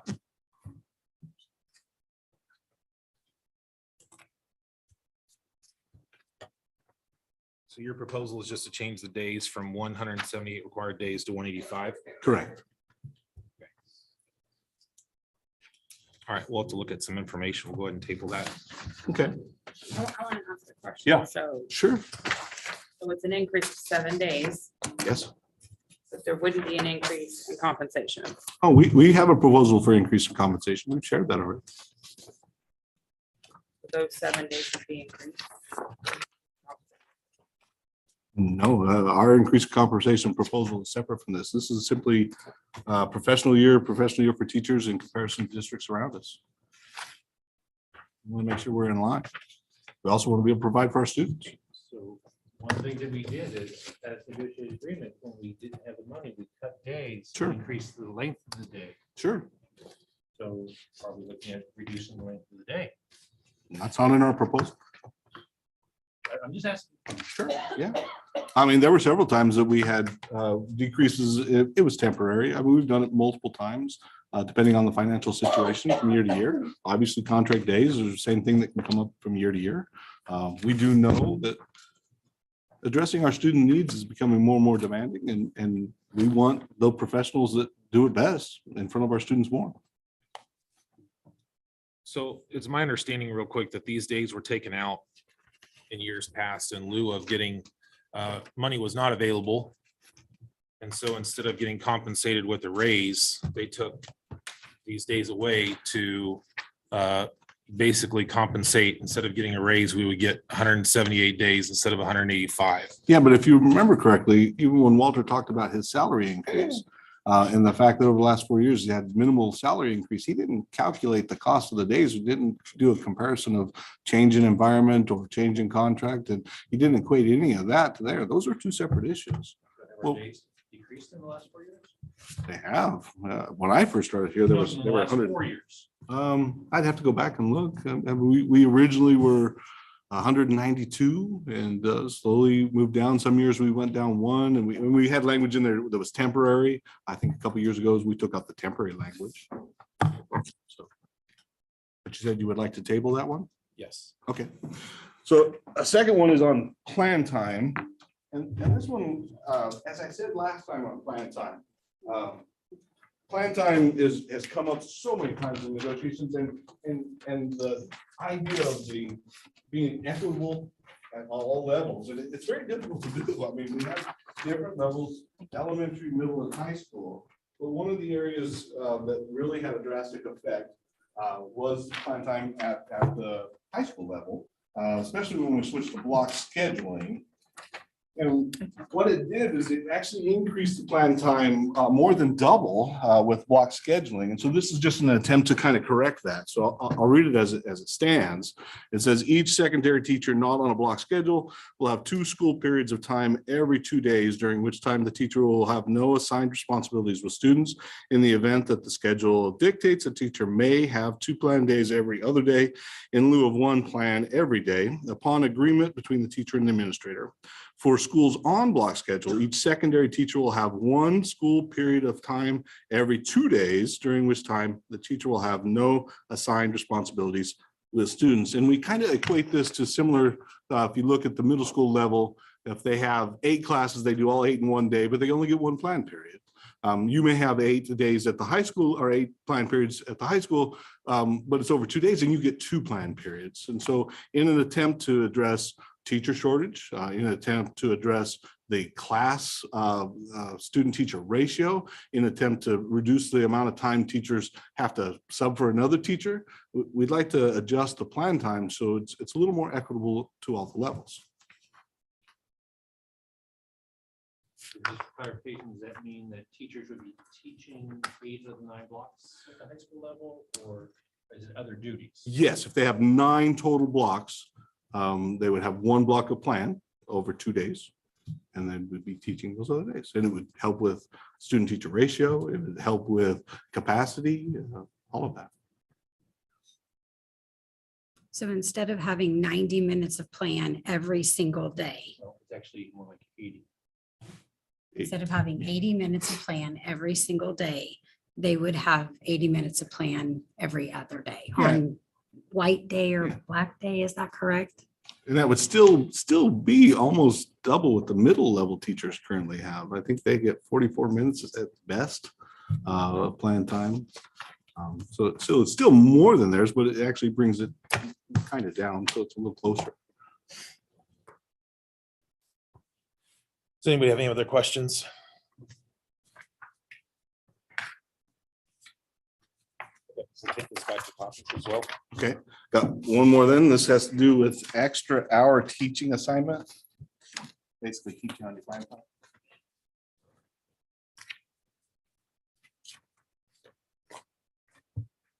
And Marvin, you were kind of a catalyst in helping us talk about this, because we talked about what have we done in a lot of the other areas as far as compensation and have we addressed it over time.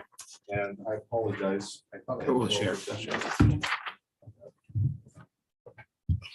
So one of the things we're proposing, instead of the plan time supplemental currently being paid at 1/6 the salary, if you, as you said, Walter, have 9 plan times at the high school, then a plan time supplemental would be paid at 1/9. So it is proportionate to the assignments, the number of assignments. Oh, I don't think I kept one. Yeah, I'll pull it up. Because I'm not familiar with every school. So this is related to the last proposal in a way, right? Well, it's a separate paragraph. It stands alone. This is just about Yeah. compensation. Yeah. Like if they, It's compensation for teaching on your plan. So currently it's at 1/6 your salary, and it should be proportionate to the number of classes assigned. So would that be less than what they're making now? It depends how many classes they're assigned. Schedules could change, and they could have only 5 preps if schedules change. But it's now not proportionate to what they're teaching. And I want to make sure, because I don't know, on the plan time, it's less for some. Nobody's going up Oh, on the well- planning time on one. the plan time currently, are you talking how many minutes they have plan time? Yeah, 90 minutes a day now, but it'll be 90 minutes every other day, or 80, sorry. Right. yeah. And the reason being for that proposal is middle school, and correct me if I'm wrong, you know more than me, 41 to 44 minutes a day. 40, I think it's 46. 46 minutes. It depends. It is slightly different between the two schools as well. So let's say again, it would, 46 -ish. the language will be appropriate to Right. where they're. coming And from. elementary schools have anywhere from 50 to 60 minutes a day. That There are some days where we varies. just have 45. Okay, 45 15 minutes, during lunch and Yeah. then. Yeah. like a 30-minute specials. Yeah. Yes. And then So- other days with specials would be different. So middle and high, middle. And those aren't elementary are equitable same. either. I mean, they're not 100% That's right. equitable because some elementaries are bigger than others. And Yeah. and that is one thing the board wants to look at too, when we start looking at our boundary distribution. And that's why they're doing a demographic study and all that. So you are correct. It's not 100% equitable, but it does bring this more in line. How would this affect elementary? It wouldn't. This would not affect elementary or middle school in any way. They would have the Okay. same amount of minutes that they have now. It would only bring the high school to be equitable to what elementary and middle have. Could we have a limit of 23 students in our high school classes then? Well, if you're proposing that, I we mean, can take a look you at said it. that was a But district thing. I would tell you now, by increasing the number of classes offered, the ratio would drop down. And I do know we proposed a committee to look at class size ratio. But what we've done on that in the past, Clint, is we went from teaching 6 blocks to teaching 7 blocks with the idea we were reducing class sizes. But as we've continued to increase enrollment, we've not added teachers proportionally, and those class sizes have now actually risen larger than what they were when we did that. I can tell you most of the classes, based on the last study, most, if you're comparing an English class to an English class at an elementary level, most of the classes at the high school are less than the guideline currently for 4th and 5th grade. Most are. And some classes even smaller. I mean, you deal with it more than I do. Yeah, and it's things like the IB program. that the Sure, district has sure. invested in. Yeah, absolutely. But, I have Ms. Brown sitting over there. They're frowning going, I have Wait. 198 students to grade every. And then if day. we I'm not increase keeping up. in Sure. another class, you're pushing her up to 220 students. So the main thing about this is the equity portion. You feel bad for the elementary and the middle school. Well, I don't feel bad for it. We're just trying to balance it. I mean, when we went to block scheduling, we more than doubled the plan time at the high school, and we haven't been able to do that anywhere else as well. So, Like you said, you used to be on this side. In the Sure. union world, sure, equity means you don't go down to the lowest denominator. You bring the elementary and middle up not always, to 90 a day. not always. But it's innovative. Sure, so is this. You This just is- said, that you said the rest of the industry doesn't do it. But This would be innovative. And if it's for the kids, because in every district, we talk about this, and part of your parent get together, whatever the planning session was, part of it's retaining teachers. Is this part of that strategy, is to retain teachers? I think so. I think if teachers take a look at this and we see, for example, at the elementary or middle school level, and we have not quite equitable in those terms at the high school, but we've adjusted, so now we're more equitable and reduced some of that, freed up some of the plan time, freed up potential issues with student teacher ratios, then yeah, Yeah, it may entice them. and this is just, But as I said before, why a teacher switches districts, it varies. We've had leave, come back, leave, not come back. I mean, well, one thing that I do hear, and just to be transparent, at almost every table I'm at, is when we talk about plan time, usually, and it's not the teachers that say it, it's usually an administrator that says, hey, we only give 220, but some people get 290. And I think part of the thing is people look at it differently, like, oh my gosh, they need to go. It's a way to divide teachers to, and you're not meaning to do that, but it's a way to say, okay, the high school is getting this, how dare you?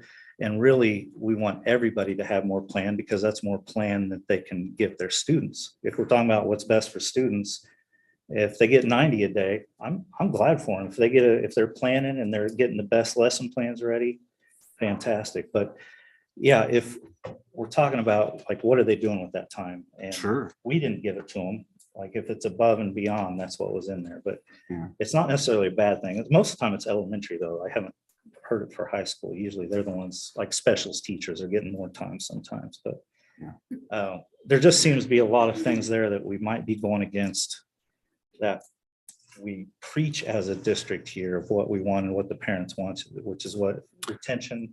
Well, And if you think about it, you're reducing the class size, so you're actually giving those students more of an attention from that teacher. And we do know the success of a student is directly correlated to the teacher that's in front of them. Teacher quality and teacher performance and being in front of that teacher makes a difference on student performance. This increases that. So it's exactly what the community is looking for.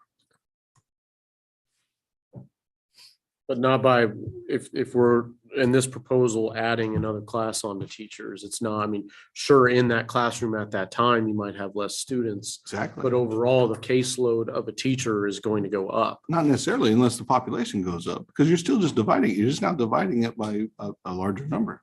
So instead of dividing it by 6, you're dividing it by 7. Well, but I think really what would happen then, Clint, is And so if we grow, yeah, it increases capacity, but it doesn't necessarily increase a teacher's caseload. So say, for example, the seniors this year are, it's probably not true because usually juniors are a larger class, but say it's a large class, seniors graduate, the juniors are a smaller class, then that class load drops based on that unless we grow as a district and add students. So in the case of this, you're actually just reducing the student teacher ratio per class. You're not actually increasing the load. Clint, I have some numbers here. In 99, 2000, we were doing 192 days. And the beginning sale daily rate in 2022 dollars would be $275 for a daily rate. Yeah. You're proposing now would bring that down to, using 2022 dollars, $217.94 for a daily rate. That is roughly, For your average teacher? Is that what you're basing it on? that's cell one. So it'd be a lot more for any more teachers across the scale. Yeah. That means 60 some dollars of less of earning potential per day. That would be. It's not a reduction in earning.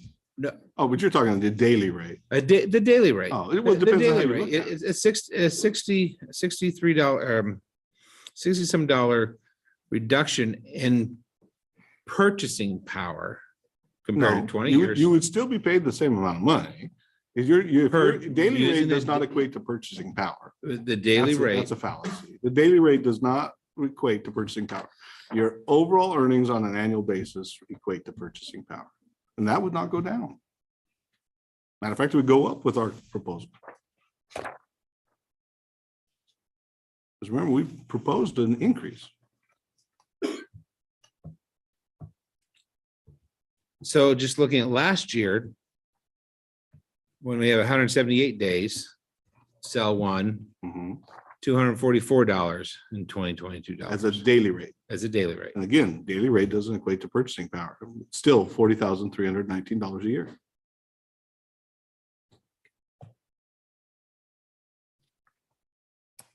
And our proposal, it would actually be, well, if you moved from that cell, you'd make 40 some thousand, what is it in that salary schedule? You would make $41,243 a year. So allowing step movement for those eligible would give them an increase in purchasing power. And if they say they finished their master's from Wichita State and have submitted their credits, they would move all the way over to $47,014. That is a $7,000 increase in 1 year. I showed it as a negative 1.6% increase of a daily rate. Oh, you're talking daily rate. again. Daily rate. We've been at 0, we've been at 0.5 before. 45 years ago, we had about 5.6. But this would be the first time we'd ever be negative on a daily rate in the last 24 years that I have history. So. But we will review this. I guess my question is, those days were taken away from the contract in lieu of getting raises when we had budgetary restraints. Correct. So now you're asking teachers to add 7 days in but your proposal does not include a raise for teachers. Oh, of course it does. We included a proposal in the salary schedule allowing step and column movement, which is a pay raise. Except for the 125 teachers that are at the bottom. That is correct. Yeah, So- who are currently earning their max earnings, so their lifetime earnings is actually better. But now we're going to ask them to work 7 more days with no additional compensation. Which they can't, then they can't work at their second or third job. It puts us in comparison to the districts around us. That's one of the things that was mentioned here multiple times. Pulling language from other negotiated agreements to make sure our language is in line with those around us to be competitive. It still keeps our average salary much higher than the majority of districts around us. Do you have anything that would show how this would benefit students or how this would, do you have any data that would show? The those research 7 on days? students being in classes for an additional 7 days, yeah, And I it think we doesn't can find that necessarily- research. That 185, because according to the language, doesn't absolutely mean it's 7 extra days with students, because the rest of this reads work days and in-service days. So Sure, but even if we're not proposing any changes to the contract to those current, Correct, so but, these would be student If contact the- days. but that's not what it says. It doesn't say If we don't, extra student contact days. It just says moving from 178 to 185. So there's no Correct. guarantee that those would all be student contact days. yeah, there is. The language in the contract currently dictates the number of in-service, work days, all of that information. If we're not increasing any of those, the only days to increase are student contact days. And our language, we're not proposing changing any of the in-service days or any of that. So are you saying that the district's proposal or counter proposal with the step and column movement is contingent upon accepting more contract days? No, that's a separate entity. That's, I'm not equating increase on that. You said we weren't increasing compensation. We have proposed an increase in compensation. And ours is a counter proposal to your proposal of 1.9 million, I think, or 8 million. Do you have that formulated in an actual salary chart yet, or will that be? The salary schedule? Right, yes, based off your counter proposal. Yeah, allowing step and column. Yeah. It doesn't change the salary schedule. It's allowing step and column. The individuals would be moving that are eligible would be moving. So because of the fact that we have teachers that have been grouped, does everybody in that group move automatically? Yes, if they are eligible for step and eligible for column movement, then they would move. And we, My question is, yeah, What is considered eligible step? If we have people that are, let's say, 5 to 9 years are at step C, yeah, and we move that whole group. that whole group. That whole group moves, yeah. And so it just, everybody that's on a level other than level L is eligible for step, because there's a step below.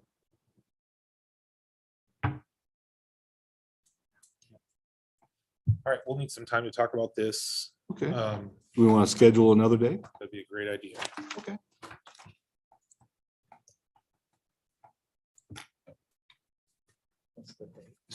Let's schedule 2 weeks away. Okay. That We is have the week of conferences parent next teacher month. conferences. Next week is parent teacher So conferences, you want to correct? be cautious. there. And 2 weeks is parent teacher conference. Right. 2 weeks is? Two Yes, 2 3 weeks away from today's parent teacher conferences. Yeah, we're gonna need to avoid that week. I do know that. I thought it was next week. That's 2 weeks. So do you want to go 1 week beyond that and do Wednesday, the 26th? Yep. Sounds good, 5 PM? That work for everybody?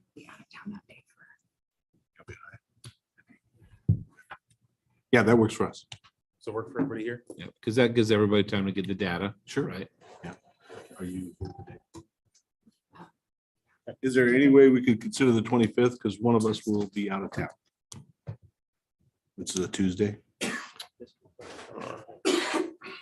Unlikely I will. No, that's make not. that night. Works. How about the 27th? Or on Monday, the 24th. No.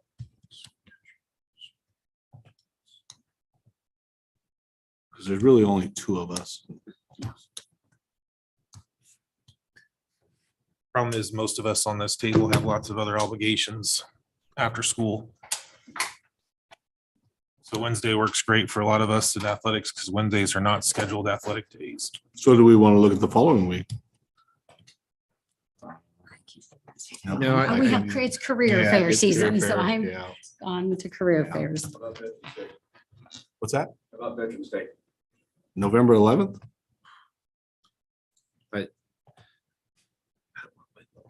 I have a career fair that day. The 26th, the 2nd, and the 11th.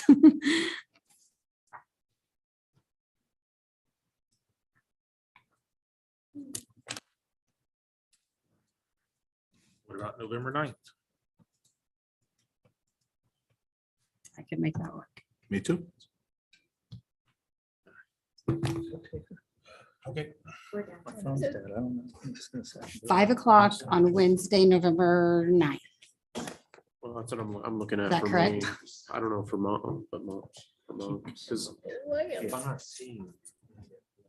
I'm trying to look at my schedule. Well, you've got regionals, which aren't on the Yeah, they're not on the schedule. actual schedule. Trying to look at my.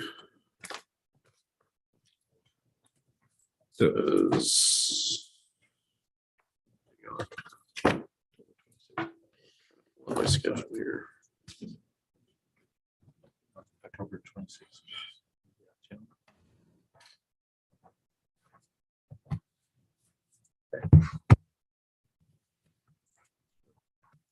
Any requests for food for the next time? Anybody have anything they particularly like? Barbecue instead of pizza? Up to you. We'll do barbecue. Yeah, 24th. Yeah, no, 24th, 25th. I have to do 26th.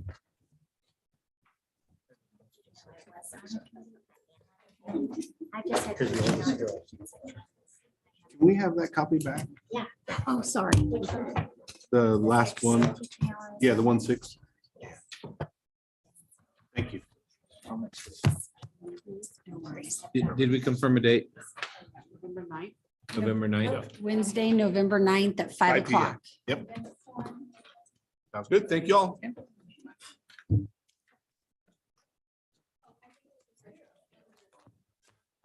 Oh, yeah, they're mine.